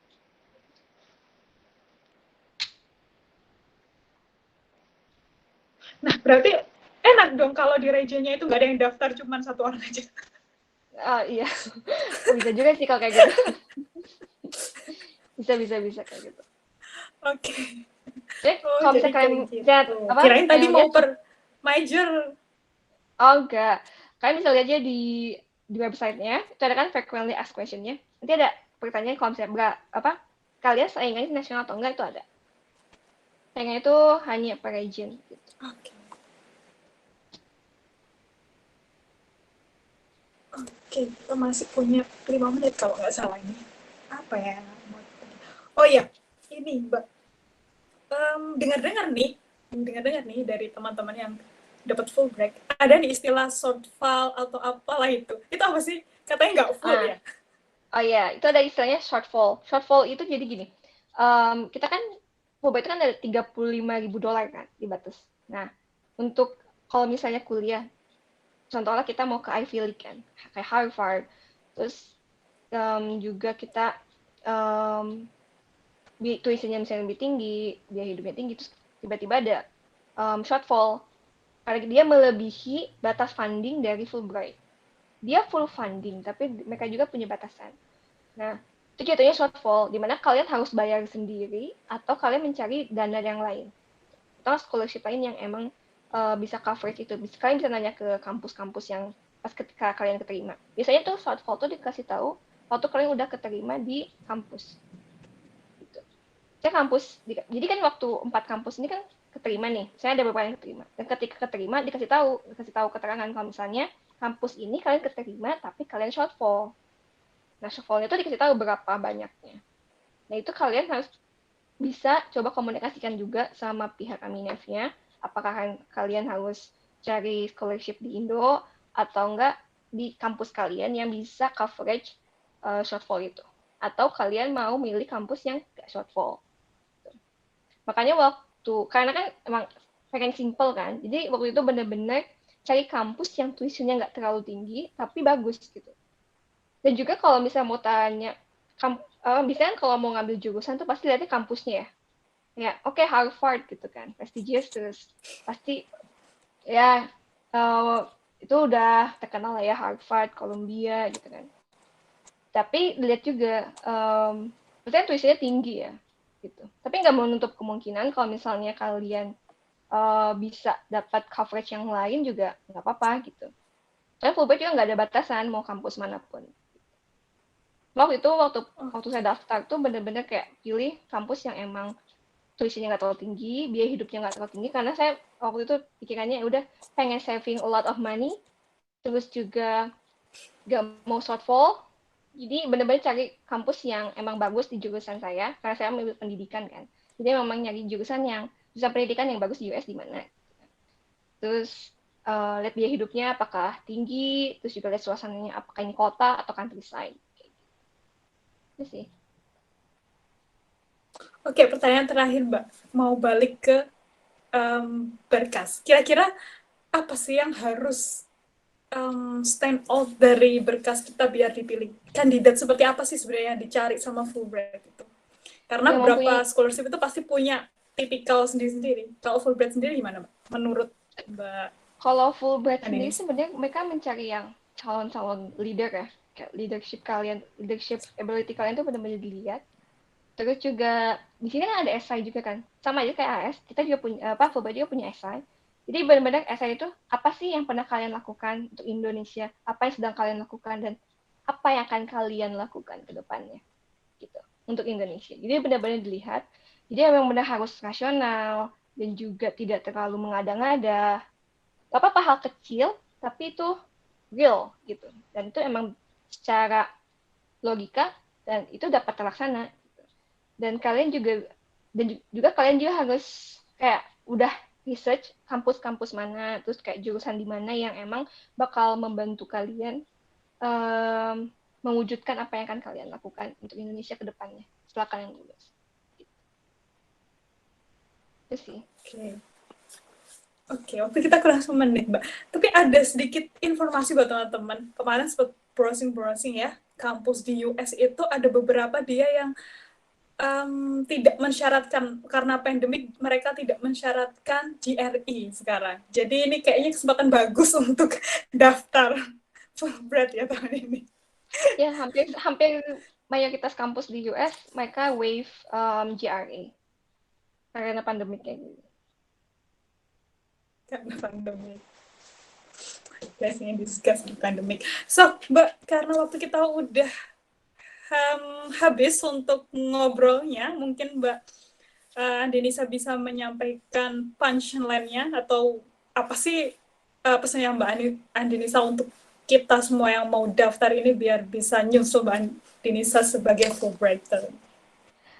Sebenarnya saran saya sih benar-benar diperhatikan di tahap pertama itu berkas. Itu benar-benar perhatikan, sangat-sangat diperhatikan. Soalnya banyak yang nggak lulus tuh di bagian berkas. Apakah mungkin ada yang kurang ataupun tidak sesuai dengan requirements. Kalau mereka minta English, harus dalam English gitu. Jangan sampai kalian ada yang dalam bahasa Indonesia. Gitu. Jadi harus benar, kalau minta legalisir. Jadi harus diperhatikan sekali secara detail apa yang mereka inginkan di requirements. Gitu. Itu sih kalau dari saya. Oke, terima kasih Mbak Denisa. Mungkin kita akan move ke tanya jawab ya. Jadi teman-teman bisa nanya seputar Fulbright dan CAS. Vi, kamu bisa muncul lagi nggak, Via? Bisa, Phil? Bisa untuk memandu. Oke. Bentar, pertanyaannya udah di chat banyak banget ya ternyata. Wow, terima kasih atas antusiasnya. Oke, jadi sekarang di PPT kita udah pilih beberapa pertanyaan untuk masing-masing narasumber. Jadi nanti untuk yang bertanya langsung mau direct, karena kita juga ada batasan waktu, nanti kita belakangan setelah semua ini dijawab kalau misalkan memang belum terjawab ya, karena untuk menghargai teman-teman yang lain juga, karena pertanyaannya kebetulan banyak sekali. Nanti kalau misalkan ada yang kurang atau misalkan masih ingin tanya, mungkin bisa di email atau kontak dengan Wardi yang ada di sini ya teman-teman. Oke, kita mulai dari AAS ya, Mbak Dia. Are you ready, Mbak? Iya. Oke, Mbak Dia. Ini pertanyaannya banyak banget ya, Mbak ya. Cuman beberapa mungkin nanti Mbak bisa jelas lagi. Mungkin ada beberapa yang misalkan ada itu di website atau gimana. Nanti Via serahkan ke Mbak untuk menjawabnya ya. Jadi kita pilih untuk 5 pertanyaan dulu. Nanti kalau misalkan masih ada yang kurang jelas atau gimana, nanti bisa kita jawab lagi di belakang. Untuk Mbak Dia, pertanyaan pertama dari Gita Ayu Wandari. Izin bertanya, untuk berkas AS seperti akta kelahiran, berkas lain ditranslate apakah harus disahkan oleh notaris? Terima kasih. Cukup sworn translator aja. Terus kalian gak usah bingung atau takut untuk berkas-berkasnya. Jadi kalau misalnya nanti kalian keterima, terus ada beberapa berkas yang ternyata belum di sworn translation, kalian bisa ngumpulinnya nanti. Itu kan untuk keperluan visa. AS baik kok. Kalian ini nanti setelah keterima AS, kalian tuh akan disekolahkan dulu di IELTS. Dan itu tergantung dari kemampuan bahasa Inggris kalian. Kalau misalnya IELTS-nya itu ternyata ada yang jelek, kalian bisa di kuliah di IELTS tuh sekitar 6 bulan. Antara 7 minggu sampai 6 bulan. Nah di antara itu kalian bisa menyusulkan dokumen-dokumen yang kurang. Tapi setahu saya nggak di notaris, nggak perlu notaris, sworn translation aja. Oke, berarti Swan Translation udah cukup ya, Mbak, nggak perlu di double ke notaris ya.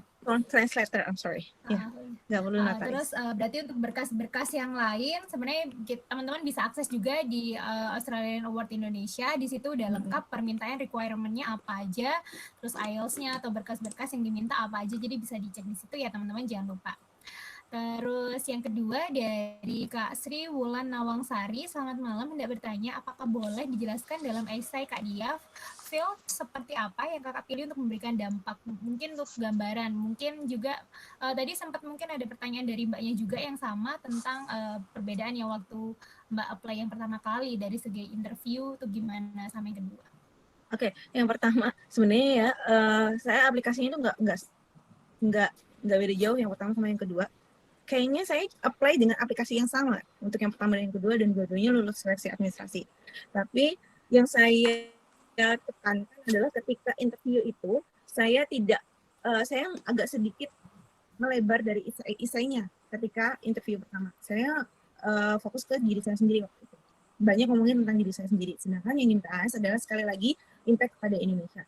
Terus yang saya kasih itu adalah karena saya di pajak, maka saya ngomongin tentang pajak juga gitu. Terus saya ngomongin waktu itu impact-nya tentang gender ya, gender equality dalam teks itu. Dan yang pertama, yang kedua adalah, kan ada 3 tuh. Yang kedua adalah saya pengen kasih contoh yang baik untuk junior-junior saya.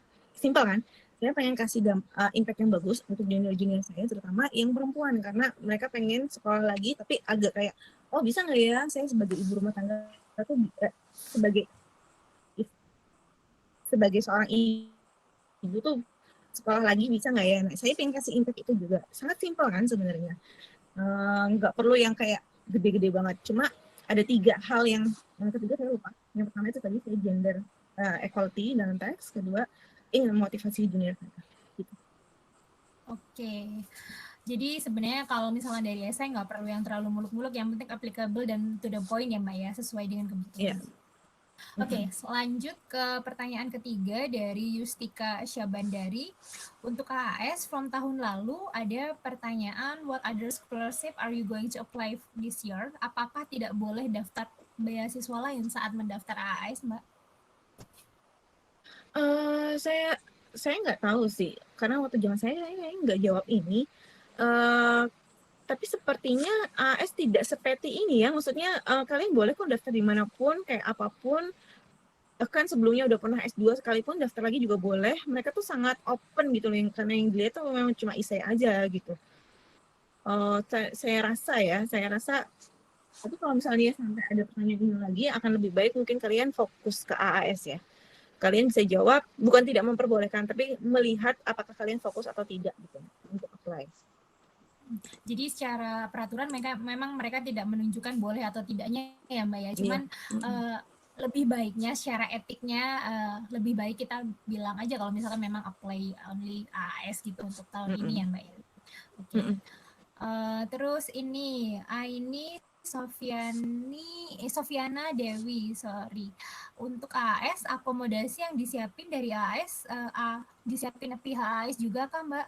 Untuk uang saku cukup untuk hidup di sana atau hemat? Wah ini tadi kayak nyambung ya sama pertanyaanku yang tadi ya. Kan kalau misalkan akomodasi kita bisa dari ada dormnya udah di apa enggak? Tadi sempat dijawab sebenarnya Mbak ya.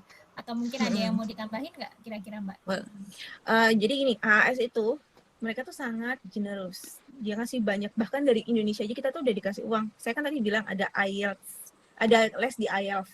Nah, ketika les di IELTS itu, misalnya Anda itu 6 bulan, setiap bulan Anda dikasih uang saku. Jadi itu untuk kayak nge-cover gitu. Kalau misalnya Anda ternyata kerja, kan harus meninggalkan pekerjaannya tuh, mereka akan ganti. Ya emang nggak terlalu banyak, 3 juta atau 4 juta gitu per bulan.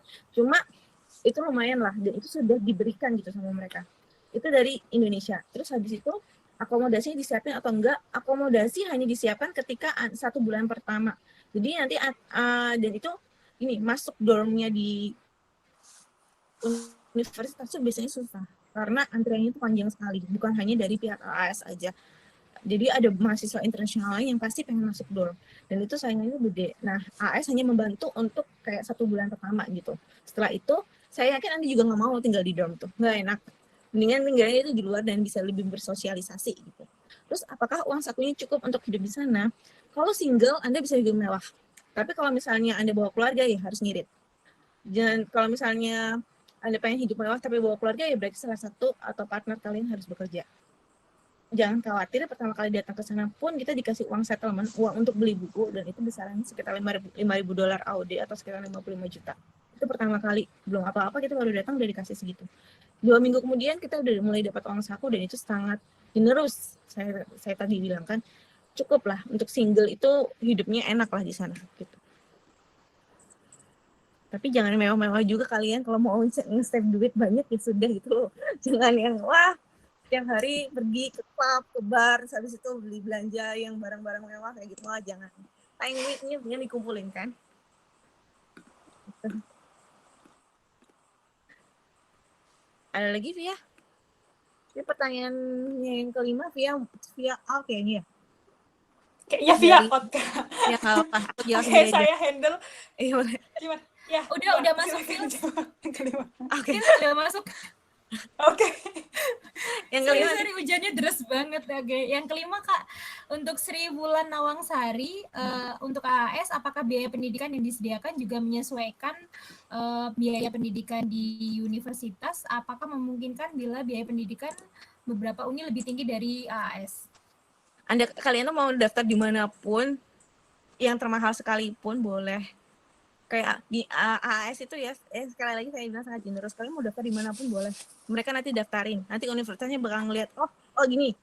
Kalau misalnya kalian dari AAS, terus universitas dilamarin ke universitasnya bakal, iya welcome aja, pasti kalian bakal diterima. Karena AAS itu bakal bayarin segimanapun, sebesar apapun kalian biaya pendidikan kalian.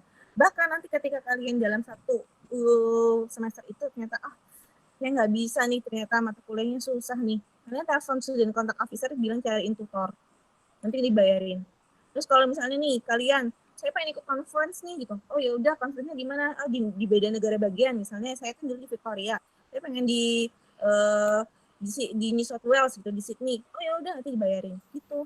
Bahkan ada di Master of Tourism, ini kalau kalian mau ngambil Master of Tourism ya, ini saya sarankan sekali. Kalian kalau musim panas itu sekolahnya ke Fiji. Nanti musim dingin sekolahnya ke Europe. Itu dibayarin semua. Ya, kalau misalnya dalam mata kuliahnya itu memang kalian tuh harus sekolah ke Jerman, ya kalian akan studi ke Jerman. Jadi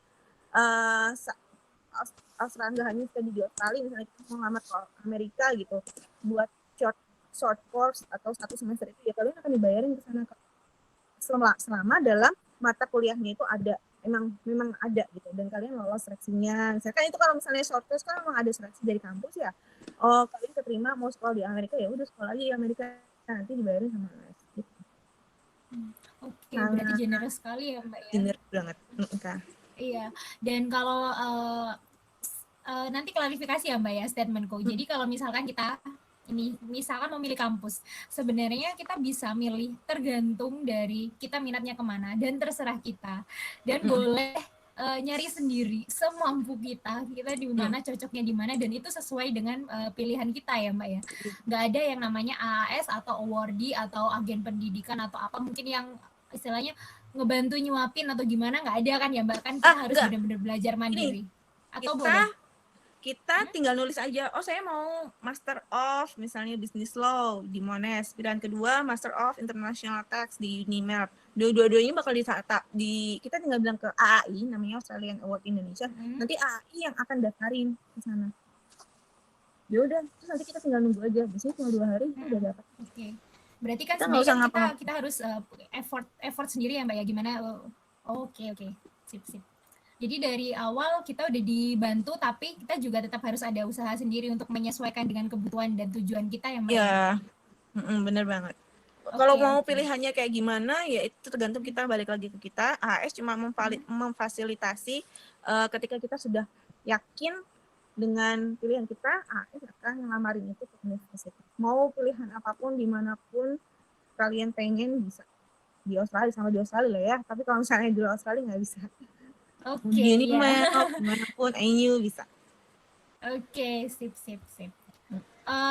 Kak Filza, ini mau dilanjut ke full break dulu atau pertanyaan yang dulu?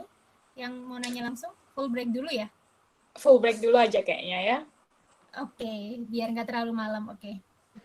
Kita lanjut ke Benar full banget. break ya teman-teman, dipandu oleh Kak Filza. Oke, pertanyaan full.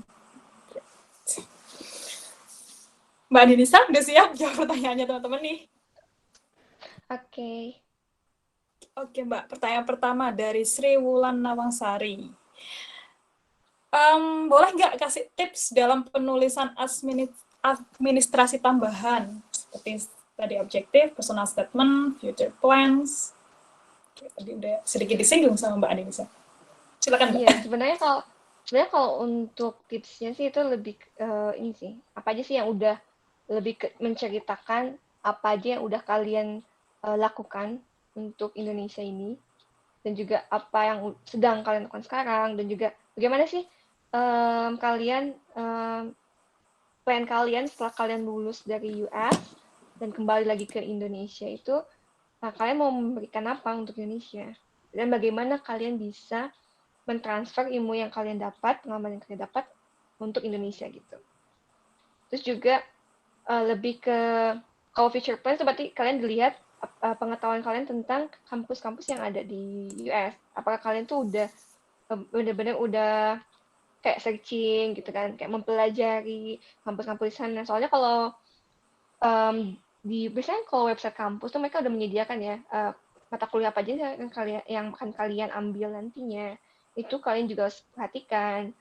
Kalian benar-benar terlihat jelas gitu apa yang akan kalian lakukan ke depannya gitu. Dan juga kalau bisa itu kata-katanya tuh benar-benar kayak general ya. Kayak misalnya jangan ada kayak kata-kata yang khusus ada di bidang itu. Misalnya kesehatan, dokter. Ada istilah-istilah yang orang awam tuh nggak paham sama apa yang kalian omongin gitu kan. Kalau bisa secara general, karena yang menseleksi pun itu kan dari belum tentu expert di bidang kalian gitu. Jadi benar-benar general dan tapi tidak mengurangi makna apa yang kan kalian maksud gitu. Gitu. Kalau untuk esainya. Itu kayaknya itu juga udah jawab dari pertanyaannya Mbak Lailatul Istiqomah juga ya. Biasanya itu harus sesuai tema apa bebas. Jadi kalau boleh saya tambahkan nih Mbak Andinisa ya untuk menghemat waktu, kalau isi beasiswa itu biasanya udah ada pertanyaan, kayak AS itu udah ada pertanyaan, kayak tadi Mbak Absari kasih tahu. Terus kalau begitu juga dengan full break, itu ada di formnya. Mungkin Mbak Lailatul Istiqomah bisa langsung ke websitenya dan lihat di formnya. Ada pertanyaan spesifik apa yang harus dijawab di situ. Nah, next question, ini tips belajar GRE itu gimana sih Mbak Denisa? Nah, kalau waktu GRE itu waktu saya ditawarkan ya. So, pengalaman saya tuh waktu saya ditawarkan untuk pelatihan GRE dan TOEFL IBT, saya tolak. Kenapa? Karena ini ada personal reasons, ada family reasons, jadi benar-benar nggak diambil. Dan juga sebenarnya pelatihan ini nggak menjamin kalau misalnya kalian akan dapat nilai GRE atau TOEFL IBT yang tinggi gitu kan. Ini kan hanya memberikan fasilitas untuk kalian untuk belajar. Dan semua itu kembali ke diri kalian masing-masing. Apakah kalian akan memanfaatkan fasilitas itu atau sebaliknya gitu. Jadi karena waktu itu ada family reasons, jadi saya tolak dan emang pihak Aminah itu juga kaget kenapa bisa menolak tawaran mereka gitu kan. Terus akhirnya udah saya belajar otodidak, bener-bener kayak cuma beli bukunya GRE Kaplan. Waktu itu kan mereka pakai Kaplan kan, jadi itu beli GRE Kaplan dan latihan di situ, banyak-banyak latihan dan ya udah gitu aja sih. Oke. Terus pertanyaannya dari Tahmid PG. Mahasiswa D4 jika mau study abroad, apakah harus menempuh matrikulasi? Kalau D4, itu kan persyaratannya harus ini ya, bachelor degree ya, mempunyai bachelor degree. Jadi emang harus bachelor degree dan juga harus udah lulus gitu, dan udah ada ijazahnya juga. Kayaknya kalau D4, kalau udah lulus D4 itu kayaknya setara sama bachelor kayaknya. Iya, kayaknya udah setara deh. D4 iya, itu kayak udah setara kan. Udah ada bachelor degree juga itu. Iya. Kayaknya boleh aja sih. Kayaknya nggak ada matrikulasi. Yang penting satu field aja.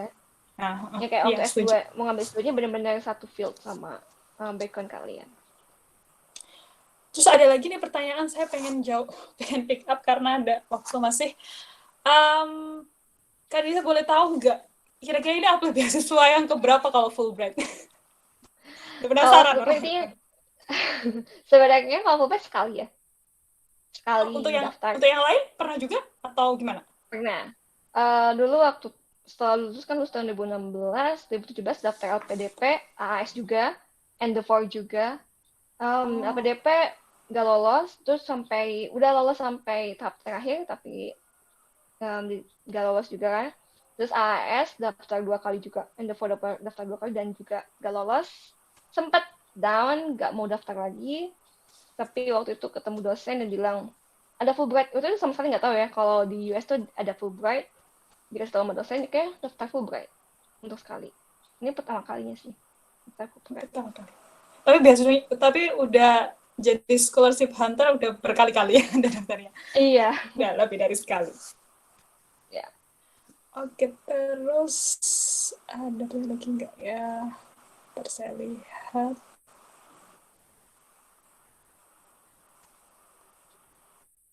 Kayaknya kurang lebih dari pertanyaannya itu.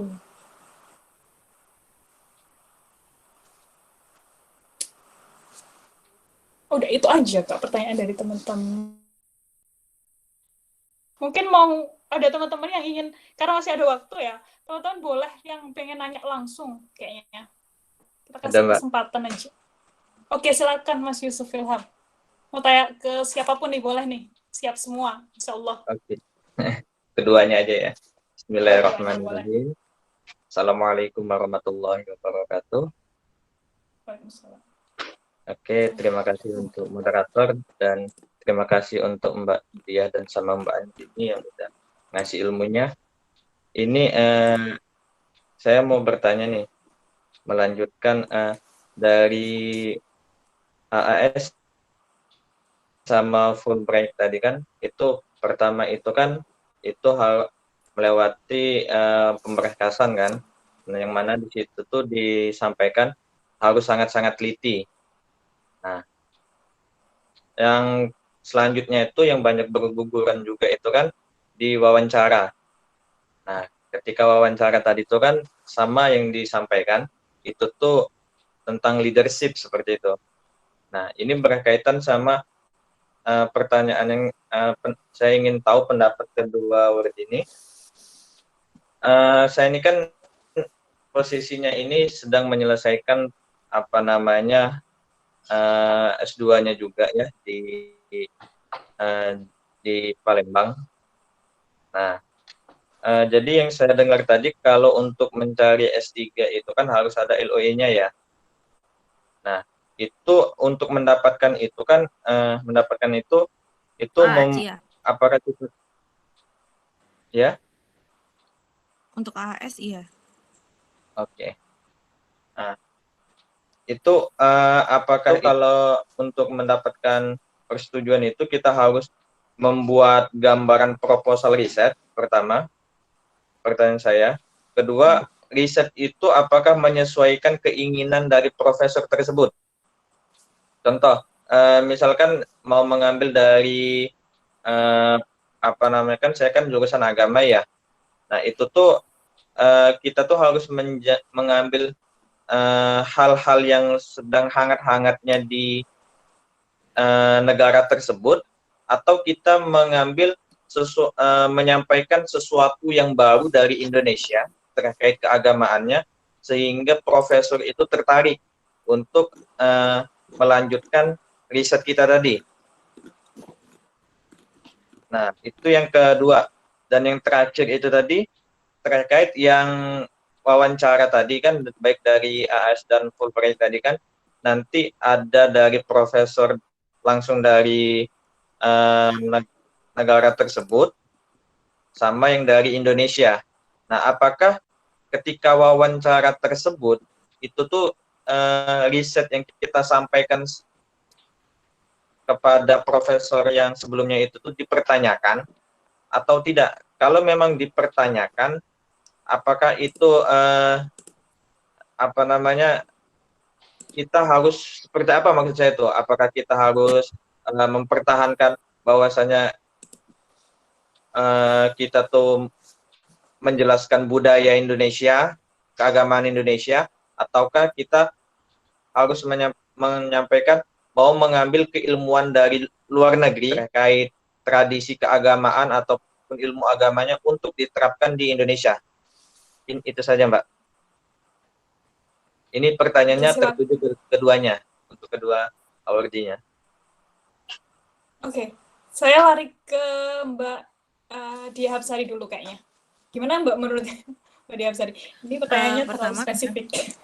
Kalau misalnya ya spesifik banget karena agama itu nggak ada ya di AAS itu. Jadi kalau misalnya mau cari profesor sekalipun yang di sini untuk menerima agama di AAS nggak ada. Jadi kemungkinan Mas juga harusnya bukan lamar di AAS, mungkin di beasiswa yang lain ya. Nah, saya tuh nggak punya spesifikasi untuk menjawab pertanyaan Mas kalau misalnya bidangnya agama. Tapi saya akan jawab yang lebih luas ya untuk S3-nya ini tadi. S3 setahu saya itu apapun yang terjadi Mas harus kayak ibaratnya menjual risetnya Mas ke supervisor.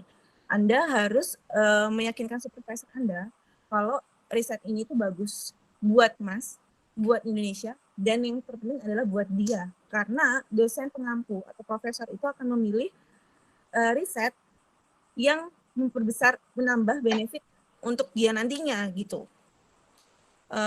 Kalau misalnya untuk wawancara AAS ya itu tadi saya bilang kayaknya nggak mungkin ya kalau agama karena ini tadi bidangnya kan cuma kesehatan, terus stabilitas ekonomi dan stabilitas negara dan ekonomi, cuma itu aja sih bidangnya yang sekarang diminta sama AAS.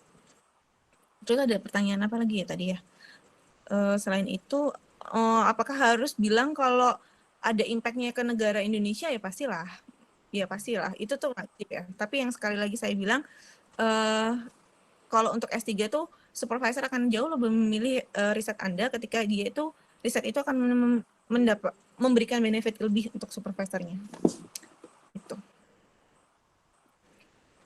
Oke, Mbak, baik. Paham. Oke. Makasih, Mbak. Oke, kalau dari Mbak Anissa gimana? Kalau di Fulbright sendiri gimana? Kalau untuk Fulbright, untuk PhD maupun Master, itu waktu pertama kali pendaftaran tuh nggak perlu ada kita kontak langsung sama universitas. Jadi ketika udah kita udah lolos setelah interview, nanti akan ada tahap di mana bakal diminta untuk kalian udah punya prepare kontak sama kampus gitu. Jadi untuk pendaftaran kan nggak diminta untuk harus udah kontak sama pihak kampus. Kalau untuk pertama kali daftar ya, untuk Indonesia. Soalnya di requirements-nya, kalau PhD nggak ada syarat kalian harus ada kontak sama pihak kampusnya. Jadi nanti ada tahap di mana kalian udah harus bisa kontak sama pihak kampus. Kalau untuk Fulbright sendiri. Kalau untuk bidang agama pun saya kurang tahu ya kalau misalnya di US di kampus mana kayak gitu. Jadi emang sama ya secara generalnya kalau misalnya proposal dan gimana untuk cara profesor bisa tertarik itu kalau menurut saya dilihat lebih ke interest profesor itu gitu. Jadi kalau misalnya ingin mencari profesor yang sesuai sama bidang kita, misalnya sama interest kita di penelitian itu, cari profesor yang emang sesuai gitu. Jangan cari profesor yang beda atau misalnya ada profesor yang interestnya ini. Nah, kalau kita mau bikin proposal, diusahakan sesuai sama interestnya dia. Dan biasanya profesor di sana tuh mereka lebih melihat yang sebidang sama mereka, ada satu field sama mereka. Ya waktu misalnya pendidikan banyak ya secara general, tapi kan mereka punya interest sendiri. Misalnya dalam bidang STEM, mereka hanya interest ke STEM gitu. Jadi kalau misalnya kita mau lakukan penelitian, berarti di bidang STEM gitu. Kalau pengen sama profesor itu. Itu sih kalau dari saya. Oke, Mbak, berarti sama kayak AIS ya, Mbak ya. Peluang untuk bidang agamanya tuh mungkin sangat tipis ya kalau di Fulbright ya. Kalau dibilang tipis sih juga nggak bisa bilang kayak gitu ya. Soalnya kalau bisa dilihat di websitenya, mereka juga bisa ke social science juga bisa gitu kan. Jadi ada beberapa mereka nyebutin di websitenya, bisa dicek ya di frequently asked questions-nya bidang apa aja sih yang mereka utamakan. Bisa dilihat. Jadi saya nggak bisa nyebutin apa ya, peluangnya kecil atau enggak. Ya, jadi gini Mbak, kan ada tuh dosen saya tuh yang dia tuh memang S1 S2-nya juga jurusan agama seperti itu kan. Nah, sekarang dia juga di daerah itu kalau nggak salah. Dia tuh dapat beasiswa S3 seperti itu. Nah, itu tuh mungkin kayaknya sih lebih lari ke sosial seperti itu kan, ke tentang sosial atau antropologi itu kan masih berkaitan juga tentang keagamaan seperti itu. Nah, apa ketika misalkan kita udah menemukan itu, nanti dari Fulbright-nya itu sendiri, misalkan, apakah itu tidak mempermasalahkan? Misalkan kalau kita tuh bukan agak sih, memang tidak linear dari yang harusnya kan, contoh, kalau saya ini kan S1, S2-nya ini tafsir ya kan, sedangkan kalau S3-nya ngambil sosial, misalkan, antropologi, misalkan, itu kan walaupun ada sangkutannya, tapi kan beda ini ya, beda induk ilmu seperti itu kan. Nah, apakah itu menjadi perhitungan dari Fulbright-nya sendiri atau AS-nya? Kalau untuk Fulbright tuh iya, jadi kayak background kita dan major kita yang ke depan itu bisa menjadi pertimbangan mereka juga. Apakah ini akan mendukung apa ya? Maksudnya background kalian yang misalnya awalnya misalnya beda gitu kan. Soalnya mereka pasti mengutamakan yang emang satu field. Walaupun emang beda. Misalnya kayak gini, di sini kita kedokteran, misalnya kedokteran umum. Tapi kita mau ngambil di US ini bukan kedokteran ya, misalnya bukan, tapi ngambilnya public health-nya gitu kan. Itu bisa. Tapi kan masih satu field dalam bidang kesehatan kan, kayak gitu. Misalnya pendidikan. Tapi saya mau ngambilnya, misalnya pendidikannya lebih ke matematikanya nih, padahal waktu awalnya pendidikan aja. Tapi kan itu masih dalam bidang pendidikan. Jadi sebenarnya satu field. Itu sih yang dilihat. Siap Mbak, paham. Oke. Syukran Mbak. Mas Yusuf kayaknya udah sama itu ya. Untuk info ke Mas Yusuf, kayak kalau memang bidang agama ini larinya mending ke Timur Tengah deh. Terus dari Kementerian Agama juga kayaknya ada deh beasiswa. Iya. Jadi rajin-rajin untuk searching aja ya Mas ya. Siap Mbak, siap. Ada satu lagi yang ingin bertanya langsung Mbak Pratiwi, dipersilahkan. Ini kayaknya pertanyaan terakhir nih sebelum kita tutup karena udah hampir cukup malam ya. Mbak Pratiwi, dipersilahkan. Halo Kak. Halo. Ya. Terima kasih atas kesempatannya. Saya ingin bertanya, pertama untuk Kak Dia. Pertanyaan saya adalah, Kak Dia memiliki berapa lama ya waktu yang dipersiapkan untuk apply beasiswa AAS? Kemudian pertanyaan kedua, untuk Kak Andinisa, apakah Kakak pernah mengalami kegagalan di beasiswa sebelumnya, misalnya beasiswa LPDP atau yang lainnya? Dan kalau boleh tahu, itu hal apa saja Kak ya yang harus dihindarkan untuk melamar beasiswa? Terima kasih Kak. Oke, saya persilakan ke Mbak Diah dulu. Ini persiapannya untuk persiapan saya untuk bikin essay kayak gitu.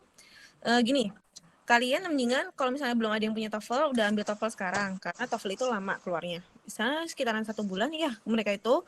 Jadi kalau misalnya kalian belum punya TOEFL, mendingan ambil TOEFL sekarang karena pembukanya tanggal 1 Februari sampai tanggal 30 April. Nah, saya nggak tahu kenapa, mungkin di Jakarta aja ya, karena sekarang domisili Jakarta.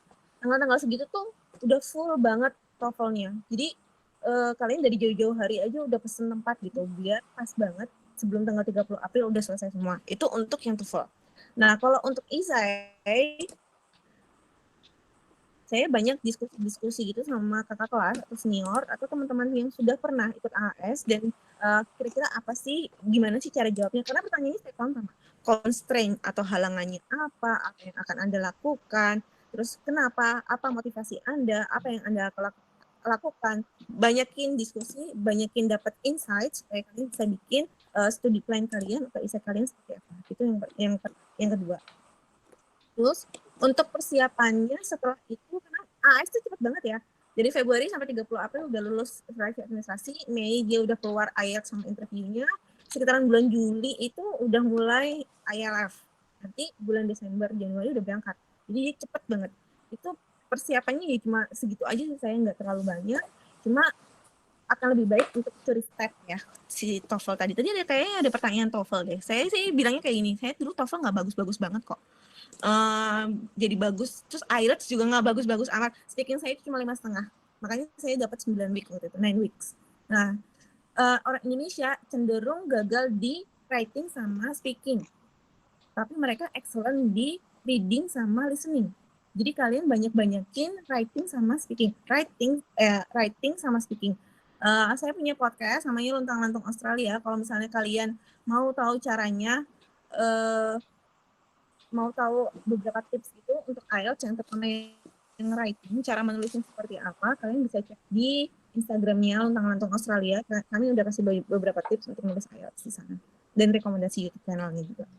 Terus untuk speaking, banyak-banyakin dengerin drama, bukan drama sih, kayak TED Talk. Itu penting banget, TED Talk itu penting banget, dan itu bagus buat listening kalian juga. Terus kalau di sini ada yang merasa masih kurang juga, kalian banyak-banyakin ngerjain IELTS-nya itu. Kalian ngerjain 1-11 tipe itu, wadah langsung lulus sudah. Semoga lulus semua lah kalian semua ya di sini. Semoga dapat nilai bagus IELTS-nya. Semoga bisa lulus AAS bagi yang kalian mau daftar AAS. Amin.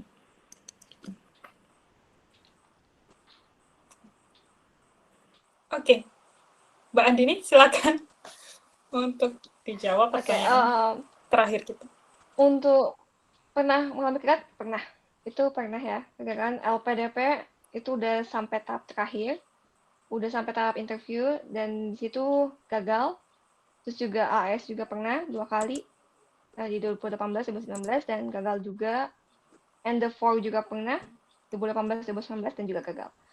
Jadi sebenarnya waktu juga kurang tahu ya kenapa bisa gugur waktu di AS, juga LPDP, kenapa waktu interview gugur gitu kan.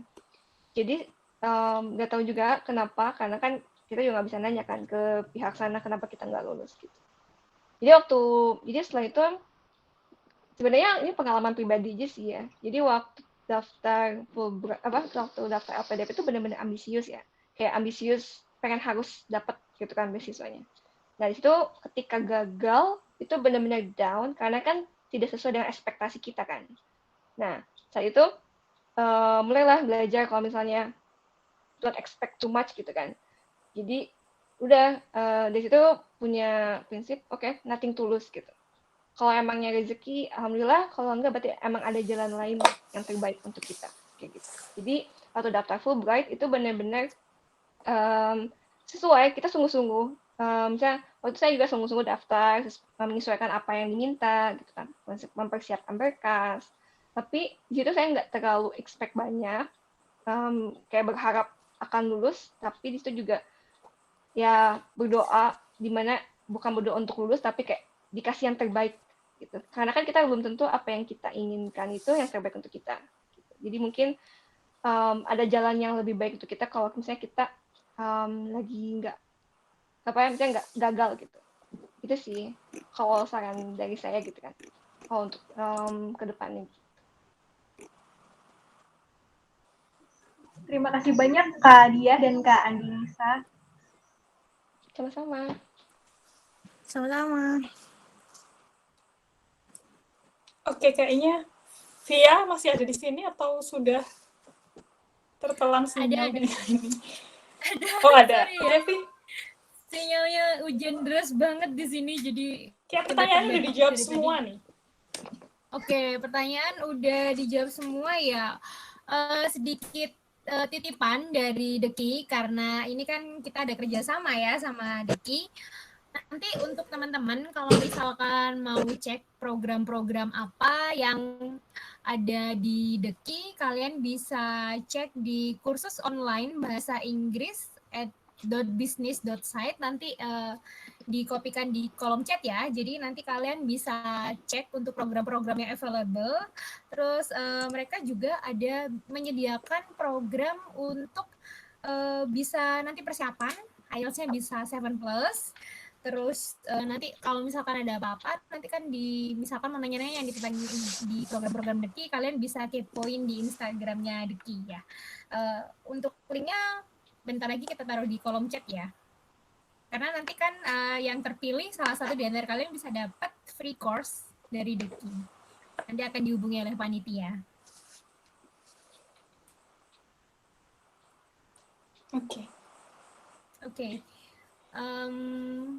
Kayaknya malam ini banyak banget yang aku catat nih Iya, dari dua pemateri kita. Terima kasih banyak untuk Mbak Andinisa sama Mbak Dia Hapsari ya. Keren nih, Insightful sekali malam untuk ini. persiapan nih. Iya, senang banget. Oke, buat yang sebelum closing, kita foto-foto dulu boleh? Boleh, boleh.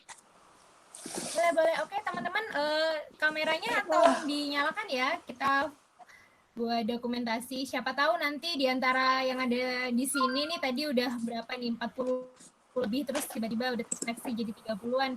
Siapa tahu ada yang mau dapat master, terus habis itu PhD nih di Australia atau di Amerika. Amin, amin, amin, ya rabbal alamin. Amin ya. Yang penting effortnya ya harus semangat ya Mbak ya, Mbak ya. Oke, bentar.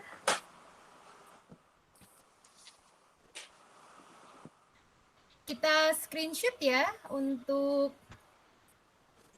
videonya, Mbak Pratiwi mungkin.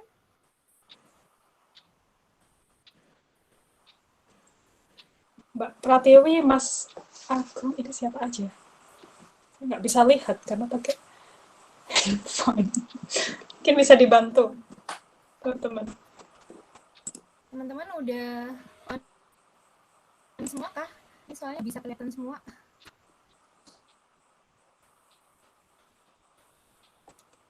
Oke, udah, Vi.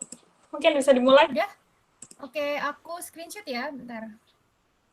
Oke, ini udah dibantu sama Kaika. 1, 2.